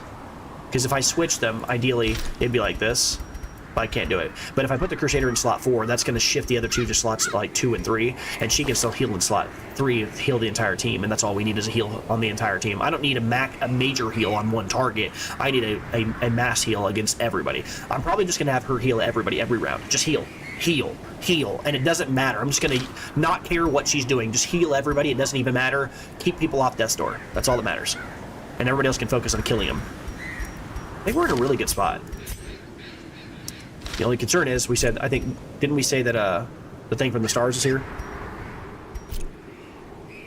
Too late now. This raving creature had to be silenced, but doing so proved maddeningly impossible. How had he survived the stockades, the icy waters, and the knives I delivered so enthusiastically into his back? How had he returned time and time again to rouse the townfolk with his wild speculations and prophecies?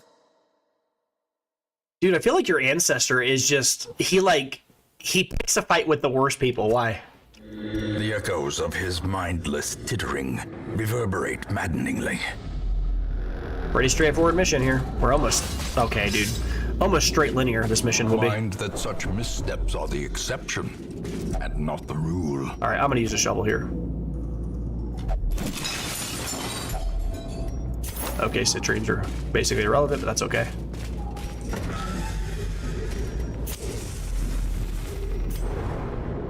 Nice scout, that's good. Oh, okay. I'm just gonna skip that room then, there's nothing in there.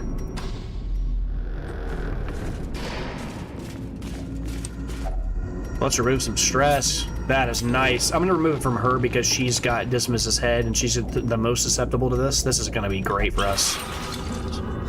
Oh my god. Thank you. What a nice... In Radiance, may we find victory. Okay, so this is the first time we've seen this boss. We haven't seen him at all.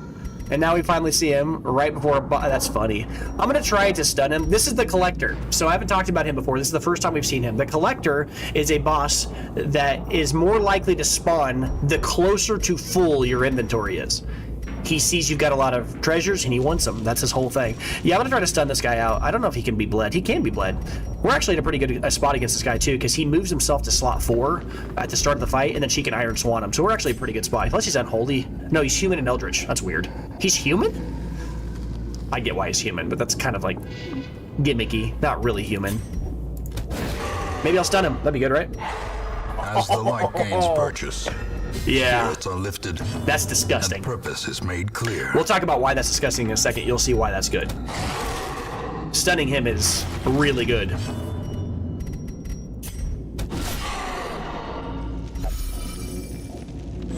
Oh yeah. Hot to Trot gonna kick in here too. Hot to Trot gonna kick in here too. Already at 21. Fight has barely started.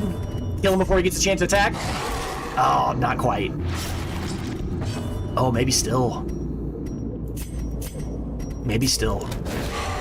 Can I stun him a second time? Oh no. I'm gonna kill him before he attacks. A predator is often blind to its own peril. Stun OP. What a wild first time to see the Collector. Okay, that makes him not look like a real boss, but I'm telling you, he's super vulnerable. I talked about that in a previous... I talked about that, what, 20 minutes ago or more in the video? I said, if we ever see the Collector, he's kind of like the Necromancer. These guys that are super susceptible round 1 because they kind of got to get set up.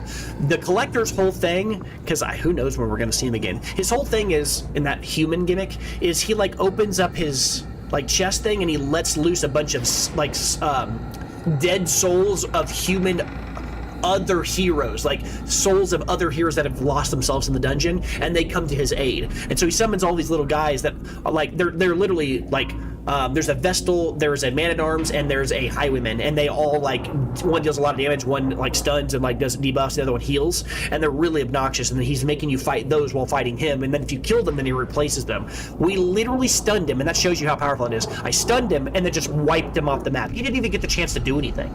He didn't even attack. And we walked out with a free Puzzling Trapezohedron. That shows you how powerful being, like, having a good stun is really early. My god, that was wild. And that really wasn't even luck. We had 2 dudes that could stun. Stun is strong. It's just that you have to be able to use it against the right enemies, and he's an enemy you can use it on. She had a 130% chance to hit, and he had a 70% chance to dodge, so we had a 60% chance it was going to connect, and it did. And it just worked out well for us. 100% chance to remove this is good. We got really lucky so far. So far, we've been pretty lucky.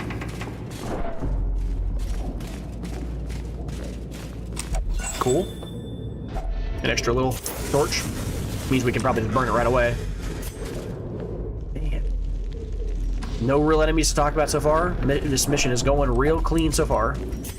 light a torch where The possible. match is struck. It's fine. A blazing star is born. Hunger checks are not a big concern. We've got a lot of food right now. We could take another 3 random hunger checks and be fine. We don't want to. We'd like to be able to sleep at some point. I'm gonna walk the long way around. All right. These are the enemies I was talking about, like the guys who have like the stoneworks. They have enormous protection. You see this? 50% protection. They're made of stone. They're unholy and they're also made of stone. This is where like the extra damage the stonework item starts to come in handy. But I'm not really worried about that. I've already, like, I'm just gonna try to deal as much damage as I can to like this guy. The other guys I don't really care about as much. They have high dodge, but we haven't seen any of these guys yet, but I'm not super worried about them. They actually have a really high chance of getting stunned. 30% chance they're just gonna get stunned. That's kind of crazy. I'm surprised he has such a high percentage chance of being stunned. And he's made of stone? Kind of weird. Oh, they've only got... Oh, so he's got 50% protection, so he's almost like... If I just... Okay, I see. I can just probably just kill him. Executed with impunity. He only has 10 health. I didn't see that. Alright, so now we're gonna mark this guy because he's the one who's the long-term fight that we gotta concern ourselves with, and then I'll try to just kill him. Not lucky this time. We didn't hit the 29 crit like last time. But you can see how stripping off that armor really matters. That's a lot of stress. That's a lot of stress. Oh, not as much as normal. I thought it was higher than... Oh, he's stunned. 15 stress is a lot, but I for some other reason I thought it was higher than that. What's that do? It's got to do something else. Oh, it could have moved us. A lot of stress. 15 twice. 14 this time? Okay. 2 stuns in a row? Come on. Alright, see if you can't just kill this guy, right? Between the two of you? Be nice, right? Monstrous size has no intrinsic merit, unless inordinate exsanguination be 1 damage. considered a virtue. So he like stuns and moves, that's his whole thing. I'm just gonna heal. We have no real concerns this fight. We can't lose here. I'm gonna try to remove some stress. To perform beyond one's limits. I'll dog Howl here as well. She can stun him. He's got a high probability of being stunned. Wow. Okay. Yeah, that's good. Stun. Do it again. Good. Real good. End him. Another one falls. And a crit. And a crit. Things are going well. Things are going well. Success so clearly in view. Or is it merely a trick of the light? I've talked at length about this. Oh, she interacted with the first one we've seen forever, and that's what the holy water's for. Dude, you and your curiosity, man. Can't wait to get rid of that quirk on her. She's... The way is lit. The path is clear. We require only the strength to follow it. All right.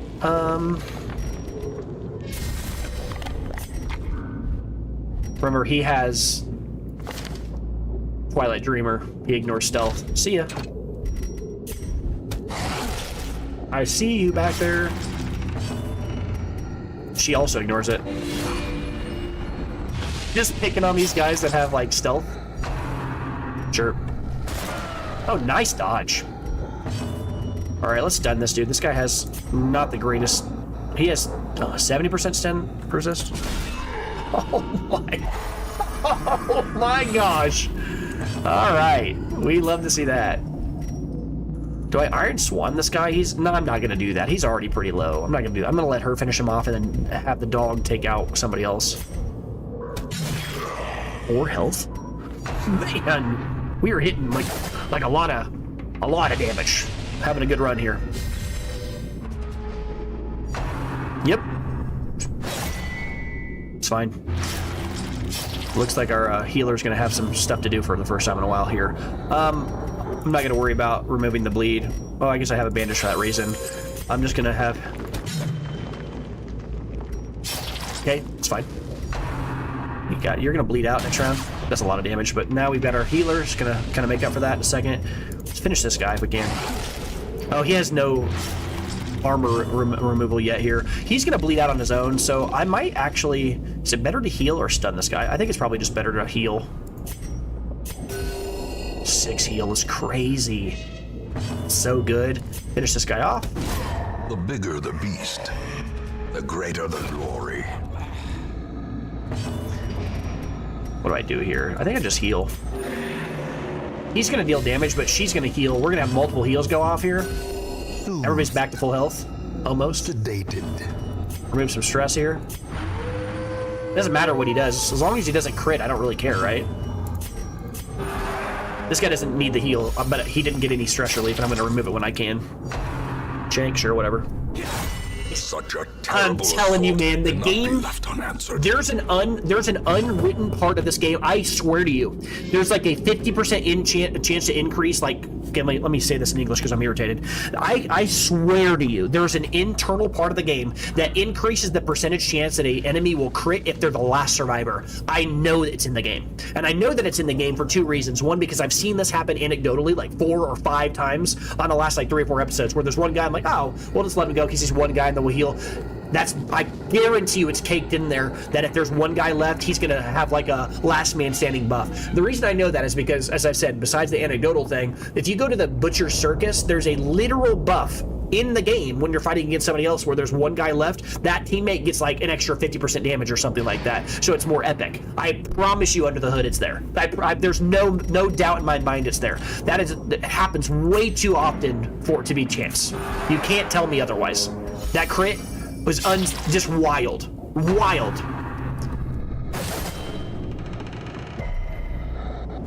I don't believe it's random at all. I mean, whatever, but it's not that much damage overall. Like, we can just heal it off, but it's still, you can't tell me that's random. All right, have you kill this guy if I can reach. 42 damage. I mean, it's a dead body, but my God. Heal. Offset that.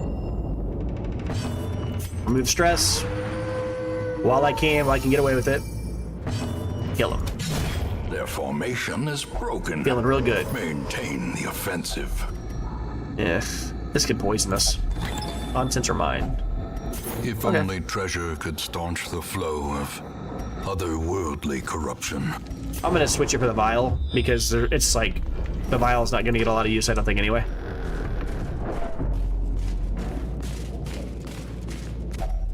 Hunger check. That's 2. We're not doing that. No!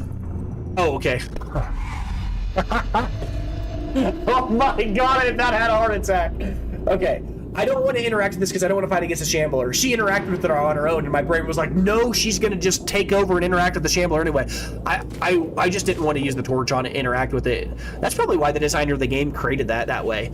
That way your random curio interactions didn't stone cold block you and have you wipe your team because somebody just randomly interacted with an altar and summoned the Shambler. But I was really afraid for a second she was about to just summon the Shambler there, and I about soiled myself, man. I was like, no way we're fighting against the Shambler. Not right now. I don't have the means to deal with Shambler. This team comp, actually, I say that he has the ability to strip away armor. She has the ability. You know what's funny? Is the thing from the stars on this map? Is this the one we said this thing from the stars is on? It'd be nice if he was this one up at the top, because if that's the case, then we had 3 like roaming bosses on this map. The only one we're missing out of the 4th is the fanatic. I hope he's not on this map. I don't want to fight against the thing from the stars right now. Okay. Did she dodge it? She did dodge it, I think. Oh, really good for us. Do I camp first is the question, and then come back out and grab this?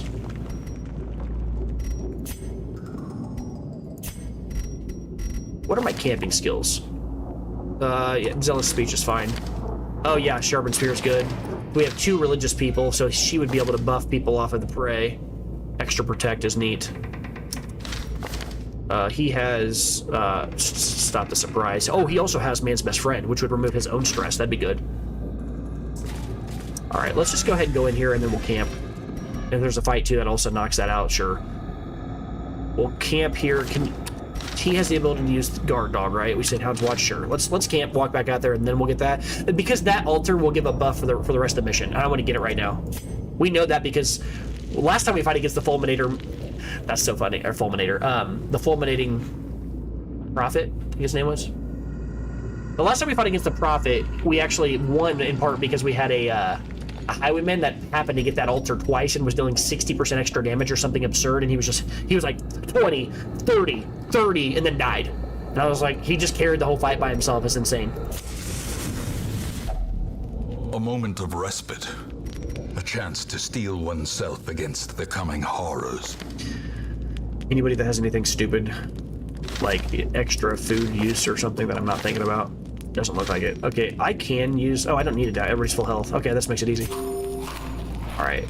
Then we will have her do battle trance. Have him do Hound's Watch. We have 5 extra respite. Minus... Yeah, let's just do Zealous Speech. Minus 15 stress off it. Yeah, that actually hits everybody. Even himself. Cool. All right.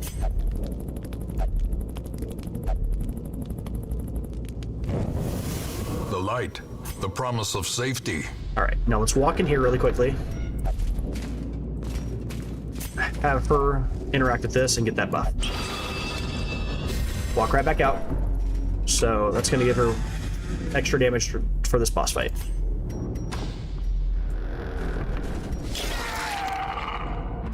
Okay. Yep.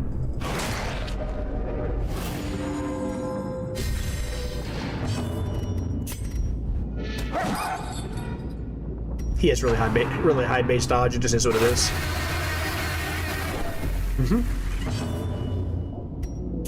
Try to stun him maybe, so we can guarantee we hit him next round. Because he's got just such... Oh yeah, he's got 70% dodge. Or 70% dodge. Stun. Oh my god. Come on, dude. She can hit from slot 3 with breakthrough. Okay, sure. Destroyed.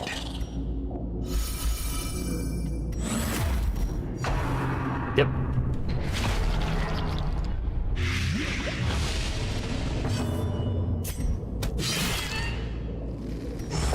See, this is the dancing thing I was talking about. Having these two do this.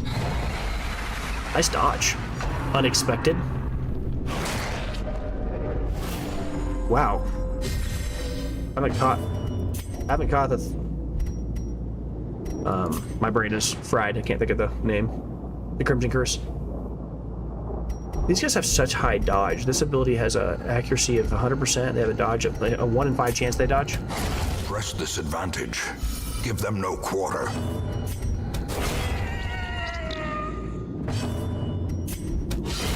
A decisive pummeling. Continue He the killed him with it.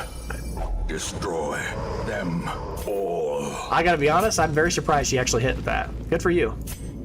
Alright, we'll switch you back here. Put these guys in their spot here. We gotta be very careful. We gotta remember we need to put the Crusader in slot 4 right before the boss fight hits. We have to remember that. Alright, Curiosity. Didn't do it this time. Nice, thank you. Bunch of random gems here. This is where I'm talking about the emeralds being so slick. Just two emeralds. That's already a stack of gold right there. The other things aren't worth taking. Emeralds are really they're the real deal. They're the best gem in the game, I think. Okay. All right, remove this guy so we can see him, and then we'll Iron Swan him out of the fight. Eradicated. 56 damage, holy! Oh. Okay, this guy has no... I was thinking about marking this guy because he has protection, but really, though, we're not going to be able to hit him with anybody else anyway. So, let's just take out the big boy. Sure. You'd love to see that. I'll probably stun here. A little bit of bleed is alright. That's fine. Just stun him. Powerful blow. I think we stunned the last one with a crit last time too. That's wild. Really good for us. Guess now you can probably Target whistle him. Because we're gonna go after him right after we kill this guy. This guy's dead this round, so you can't move, dude. You're dead. You were already dead. Sure. 2 dodges on that guy in a row. That's real fortunate. All right. These are all bleeding, but haven't actually bled yet, which is kind of awkward. It could just like, what's his chance of being stunned? Like, high actually.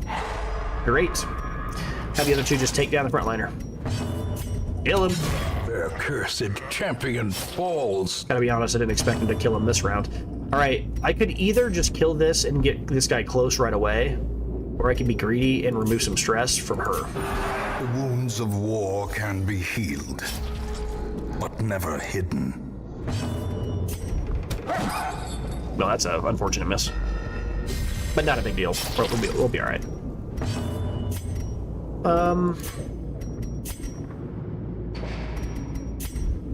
She can't reach, which is awkward, but she's gonna get rid of her bleed, I think. Get her back to full health. Take some stress off of my healer here. She's not gonna stun a second time. Wait, does she have stun? Yeah, he has stun resist, because I was gonna say last round I hit it with that. That's what I did. Heal everybody. Compassion is a rarity in the fevered pitch of battle. And we will clear the body. Now he's dead this round. Annihilated. Nice.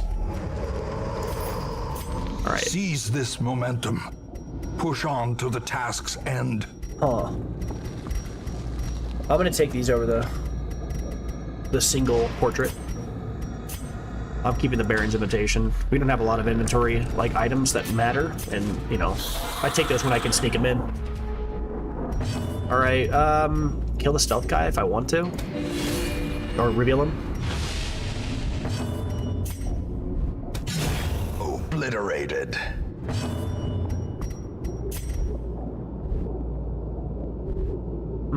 Does this do anything other than remove protection? It doesn't. Just do raw damage. It's not a lot of damage, but it's damage. Yep. 5's not that big a deal. That's good. He was the one I was worried about, right? Because he hits hard. Decimated. All right. Sure. Now we'll stun him. Then we'll have some chance to reach him. Yeah, that's great. We can clear the bodies and get close to him. Maybe even remove some stress from people if I can get away with a little bit. Might as well. All right. She was the main person I wanted it removed from, so that's fine. All right, get over here so I can reach you.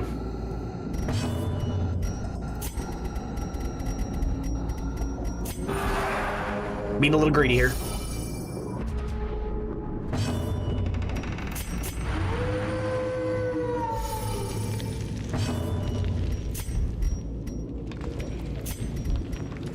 Minus 27 dodge. I didn't realize this removed his dodge as well. That's incredible. I need to read those abilities a little closer. Especially as the game goes further. As the enemy crumbles. All right, we don't need the blood. I don't care about that. That's so wild and random. Can't bleed bones, but they can carry blood, I guess.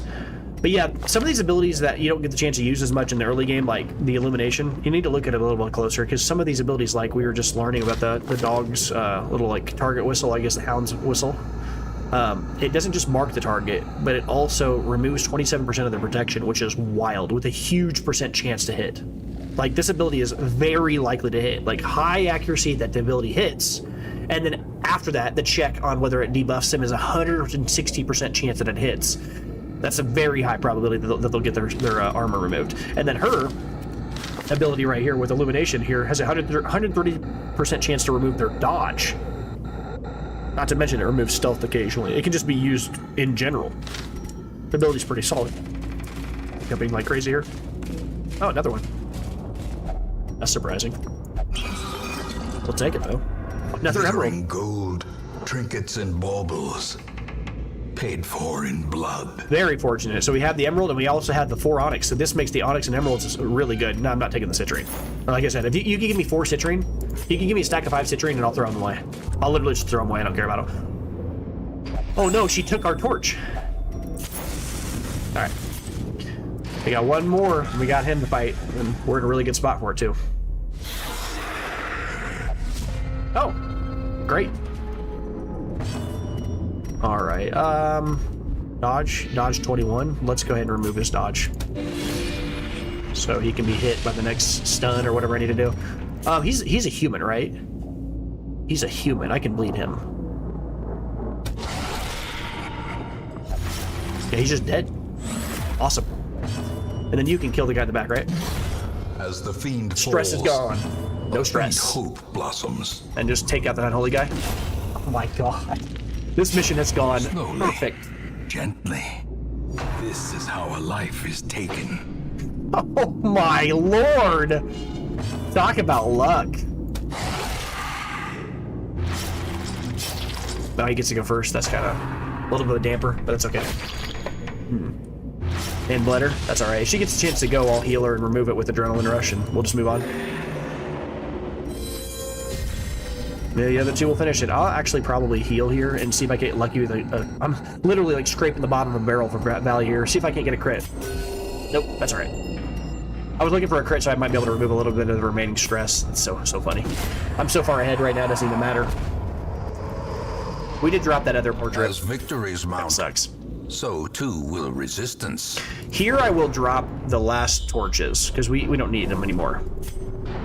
We have any? Yeah, we do have shovels. There's not going to be any... Oh, actually, I can get rid of the keys.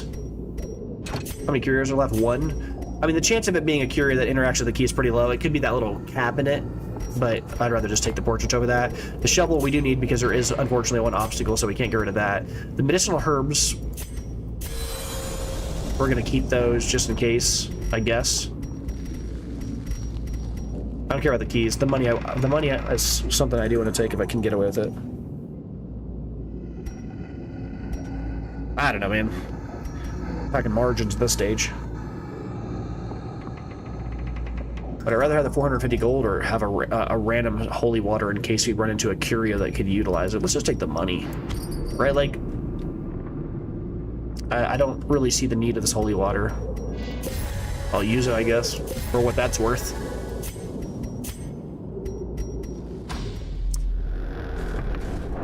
Yep, it was an egg sack anyway, so whatever. Hunger check, yep. Switch this dude to the back, get back there before I forget. And we will use our shovel. Even the cold stone seems bent on preventing passage. And our food's full. These two are in the right spot here for where I want them to be. So what's the plan?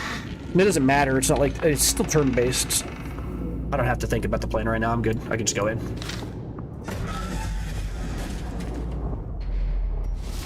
The madman hides there, behind the pews, spouting his mindless drivel. Sure. Doesn't really matter who he hits with that, I don't really care. Does he have any kind of... Oh, he has dodge resistance, so I'm going to use her if I can reach. Can she reach with this? This ability will remove his dodge, which is really good for us. Okay, I'm just going to throw in a... Maybe I hit him. If he dodges, I don't really care. Alright, now you're going to remove his dodge for the rest of the fight, because I don't want to deal with that. No dodge. And then just start holy lancing him. 25 damage is a lot. Look at this. Hot to trot. First attack of the fight. All this extra damage, let's see what she does. Well struck. Oh, 50 damage, it's juicy. Yeah. This is a different fight than the first time we went up against this dude. Yep, drop your stones. 16 damage? Didn't even deal enough damage to matter. Wow, we're really set up. Shows you the difference between bringing 2 dudes that were level 1 and 2 dudes that were level 0 in a green mission versus 4 dudes or 3 dudes that are level 4 and a dude that's level 3, and everybody's got heals. This is a trivial fight. The last fight against this guy was bare knuckle brawling, barely survived. 3 dudes died, one guy died or survived on death's door and had no capacity to hit the guy. That's crazy. I might literally take the time to destroy these rocks or destroy his benches, because he's gonna just die very quickly here. 38. Can I destroy any of those? I'm gonna destroy his benches, I think.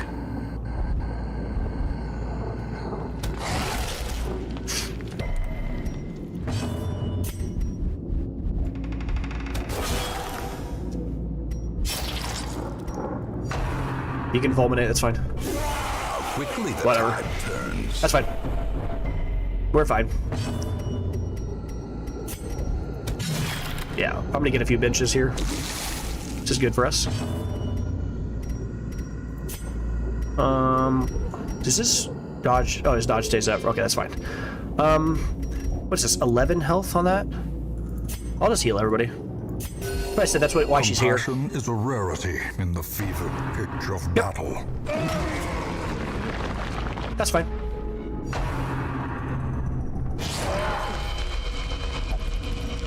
He knows, he knows. Now she has how much health, Max? She has how much health? 34. She's not going to die to that, but it is cheeky to put it on the character who has the poison on her. That is how you kill us, how you beat us. But we'll be fine. Okay.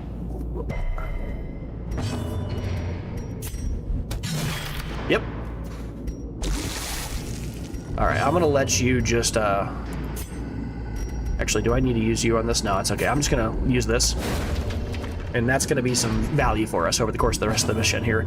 Take out another one here. I'm actually going to have him attack the 83 instead, because she's going to kill the other one, or one of them will. Yeah, we're really set up for this mission. Drop your ceiling. Go, let's go. Now we dodged. Nice. Drop the ceiling. 26 is a lot.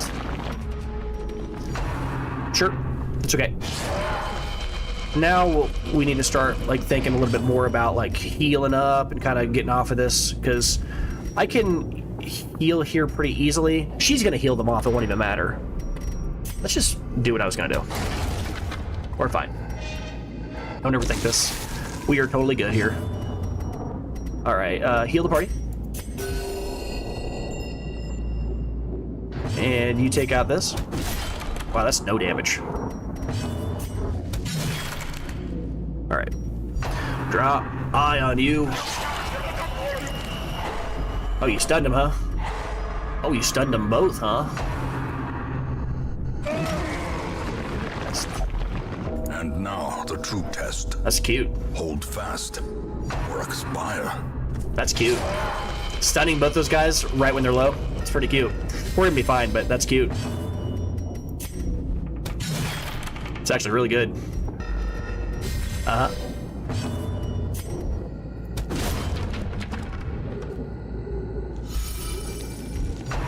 Yep, that might kill him, but it's okay. He dodged it. Clarified in a And he didn't even get strike. poisoned. Good for you, man. Yep. She dodged that. She dodged it! Wow! Okay, this mission went really well. I was okay with losing somebody, but I don't even think we're gonna lose somebody. This is crazy. Heal the party. That's what I'm saying. Like, the Vestal makes this mission, like, trivial. Pitch of battle. How do you lose against this?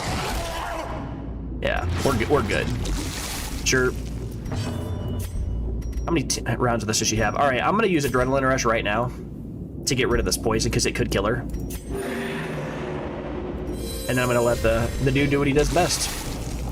He has a chance to stun, but not great. It's only 10%, so we're just gonna hit. Masterfully executed. That looked very timely, like, oh man, you really needed that extra damage. We're fine.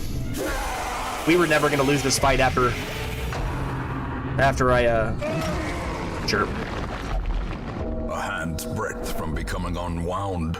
Yeah, we're fine. Sure.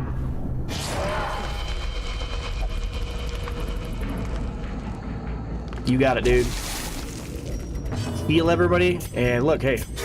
The wounds of war can be healed, but never hidden. This, I swear to you, when this boss was created, I swear to you, this boss was created specifically to teach people about how Death's Door works, because you can literally ignore the entire minigame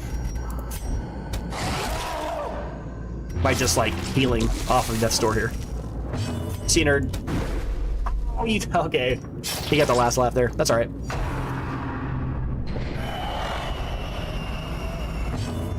Finish him. In life, his claims to precognition were dubious at best. In death, they are ridiculous. This is what I was talking about. Look at this. Each of these consecrated pews is worth 2,500 gold. So we get to walk away with like a one-time. These are essentially like mini versions of the old puzzling trapezahedron, which we walked out with too, by the way. So we'll take this, we'll take that, we'll take this over the torches, we'll take this over the food, and after that we can take the sturdy gloves if we want. But I don't think there's anything I'd rather have over the sturdy gloves. Maybe a Baron's invitation. Actually, no, never mind. It's better than the money because you can just strictly pay, like straight trade it. This is an incredible mission. Like we just cleaned house, like cleaned house. The only thing that could have possibly gone any better is if this crest and portrait had gone up one more, you know? I mean, you could always nitpick things. It'd be nice to get a little bit more of an emerald. This mission went fantastic. Yeah, we killed this mission. That went very well.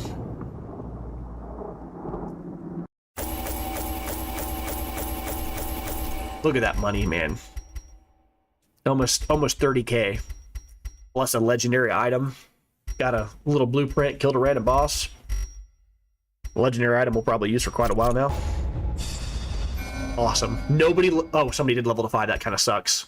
I was gonna say we get to use our guys again for another boss. That'd be great too.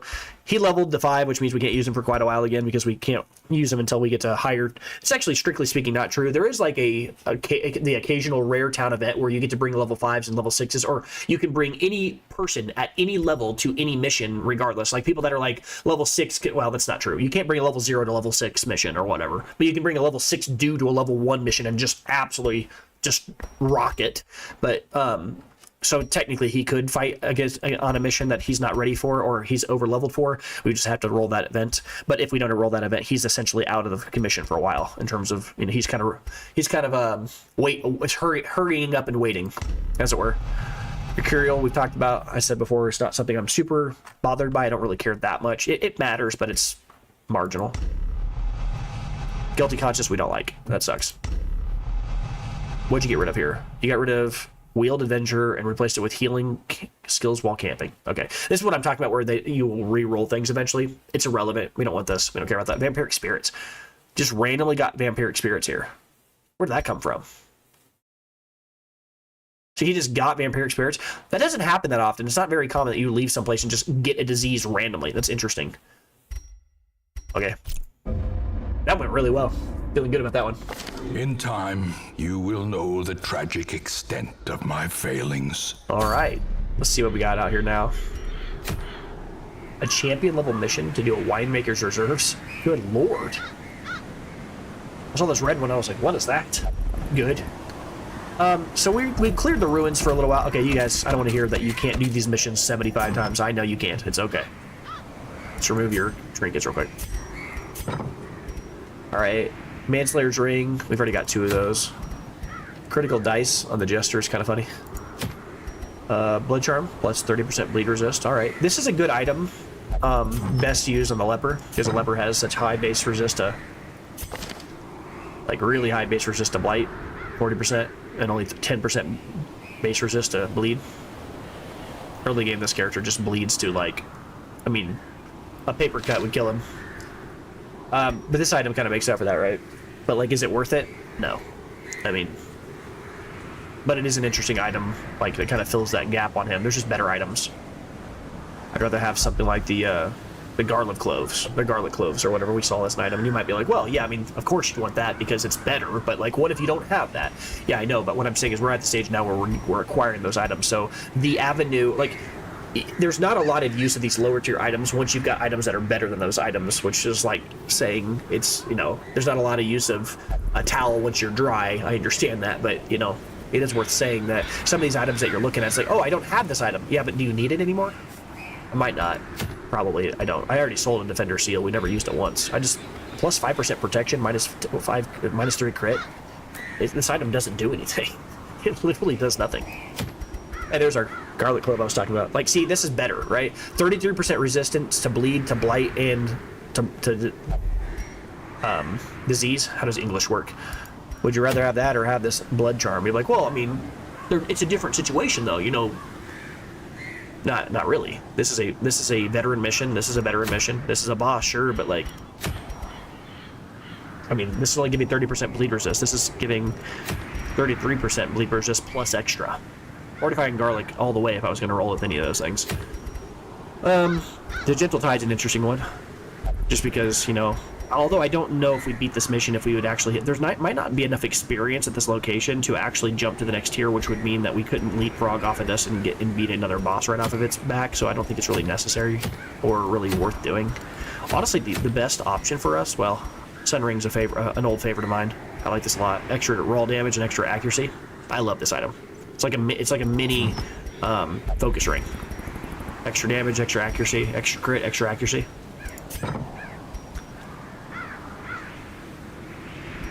I think, oh, I forgot.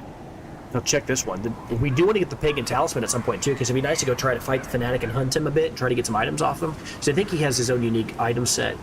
He might actually drop items from the Crimson Core item set, meaning like the items that kind of have this gold look around them, the ones that we've got a few of, what we've randomly found. I don't know. I don't know, to be completely honest here. Commander's Orders is an interesting item.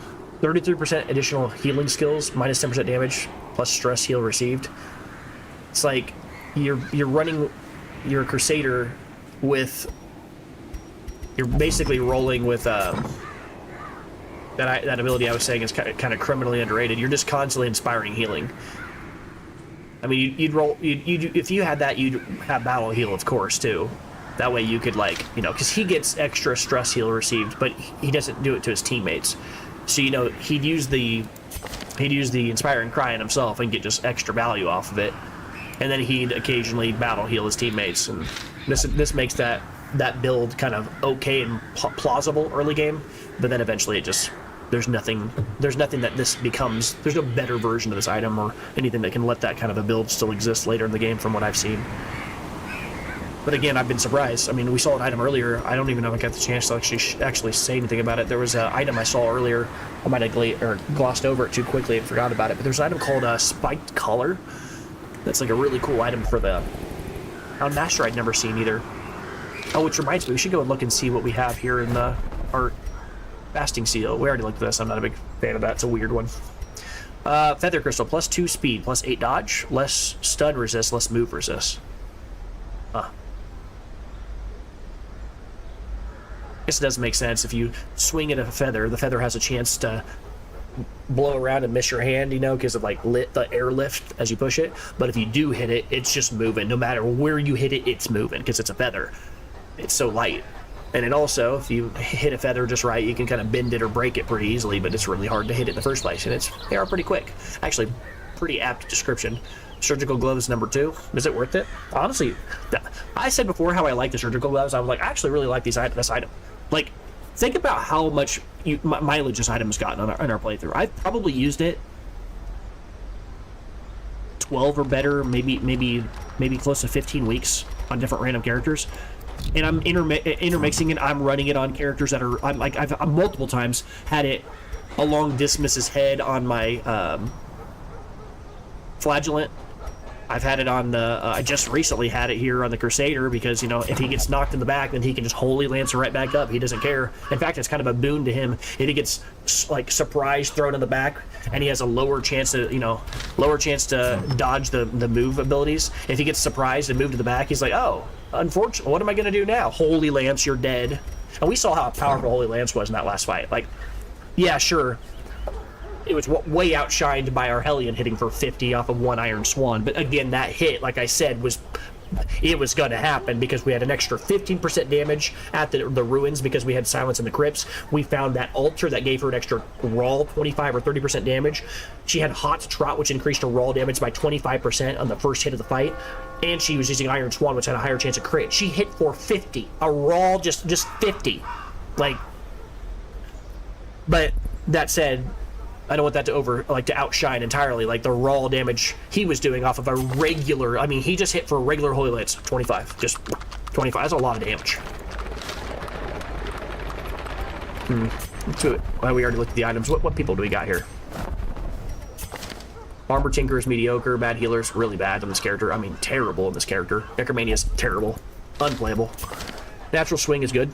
Extra Accuracy is good. Scattering is funny because she has no range ability, so it's actually a instant lock on this character. That's fantastic.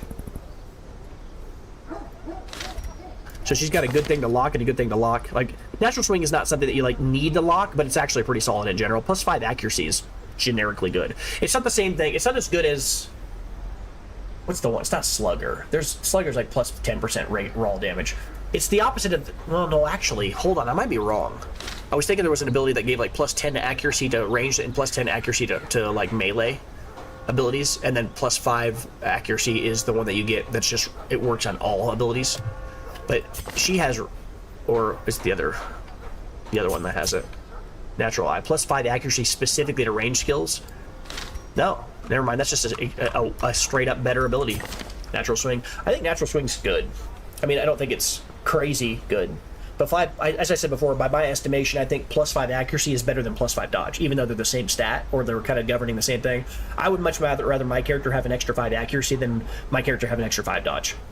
Because the thing is, what I'm doing by doing that is I'm saying I'm inviting more chances to get hit than I am when I have higher accuracy. If I have a higher accuracy, I'm more likely to beat my enemies over the course of an entire mission faster, because I'm less likely to miss, which means there's less chances for them to attack to trigger my dodge. And also, there's no guarantee that an ability that gives you evasive ability, like evasive or whatever it is, like plus 5 dodge, it only governs that character. Right? And so if your character gets attacked and your character's evasive, sure, they dodge, or they have a higher chance of it, even though you can't really sense it. But your teammates aren't more dodgy. They're not more evasive because you are more evasive. So they can still get hit the same amount. But if you were more accurate, you could kill those enemies, which downstream stops them from hitting your teammates. So I honestly think more accuracy is better. And then more dodge. Reasonable character. Could see taking her. We will see. Stress faster is bad. Dead hair is bad. Misses the spot is real bad. Yeah, this is bad. Beast Hater is good. Weak grip is great on this character, considering this character is never melees. I mean, technically incision, but never really melees. I think it's funny that this character has all of these like blight abilities and all these weird abilities, and just randomly has a melee ability that's a bleed effect. That's such a random inclusion, but it's actually really cool because it covers the base on this character and gives this character something like a surprising ability. I do think it's interesting that they gave this character the ability to like, or like visually, the character sprite, image, whatever you want to say, art, has a dagger in hand, because like that's like the least identifying part of this character. I feel like it would have made more sense if he was holding like a plague. He is holding a plague grenade in one hand, whatever, and the other hand hold a plague grenade and maybe a vial or something in the other. But sure, I guess it does look a little bit more menacing and cool. Is Beast Hater worth picking up? I don't like the weak grip on life. Weak grip and weak grip on life. This person needs to go to the gym. Yeah. And then what we got down here? Natural Eye. Melee, ranged, melee, ranged, melee, ranged. Look at that. Hey, did anybody ever notice that? I never noticed that before. This character literally sways on melee and range. Like the snake theme is literally built into the kit. Melee attack, ranged attack. Like a snake. Melee, range, melee, range, melee, range. Going like this. Melee, range, melee, range. That's kind of cool. And the last one just says forward, I guess, whatever. It's possible that was chance, but if it's not, clever. Yeah, I like thick blooded on this character. This character has base weaker blight. It's actually really good on this character, and deviant taste is good too. These are both lockable, and natural eye is fine, but it's just not great on this character. But we can certainly use it until a better thing rolls. We don't feel bad about it. This is a character that's worth taking too. So we got, she's worth taking. We don't want her. But no, we said we can lock this and we can lock that. Actually, we are willing to take her. This group of people here is worth really considering. I've got 3 people in this team that are actually worth taking. They're all level 0s, which does suck, but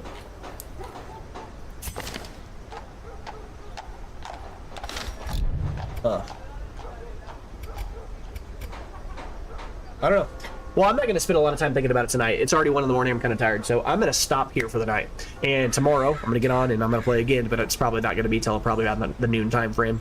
I want to go to sleep because I'm a grown man and I can sleep when I want. No, but honestly, it's just a little bit past midnight, and I can feel the slow, lethargic, cloudy feeling that you get when you start to kind of like, what does that character do?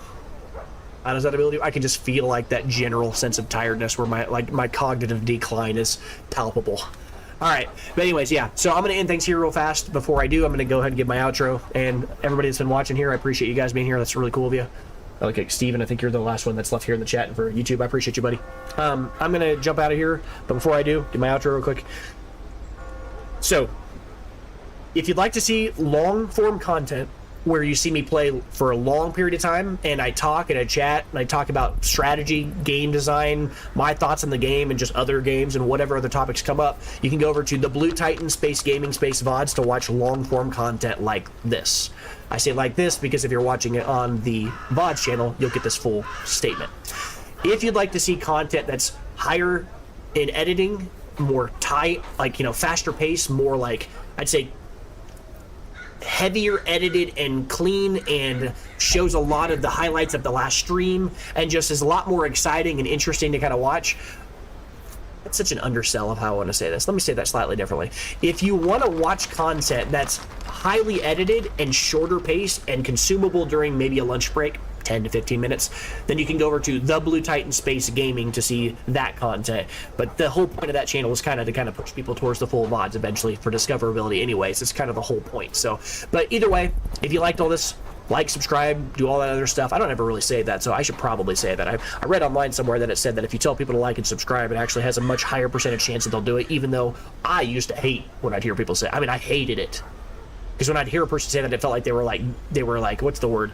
They were kind of being a shill, or being kind of like, you know, shameless or whatever, plug in their own channel. But I mean, who else is going to do it but you?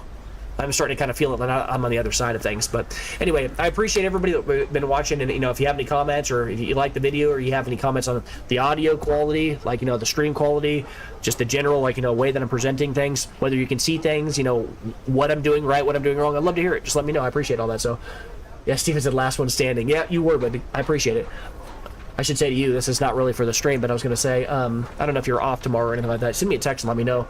But maybe we can do something tomorrow if you're not working. I know that usually you're off on the days that you're off, but like this is the last day that you're usually off and then you work. But just let me know. Send me a text or something like that. But that's going to be it for me for tonight, guys. I appreciate it again. And once again, until next time, I'm the Blue Titan, and make sure you keep your torches lit. Bye.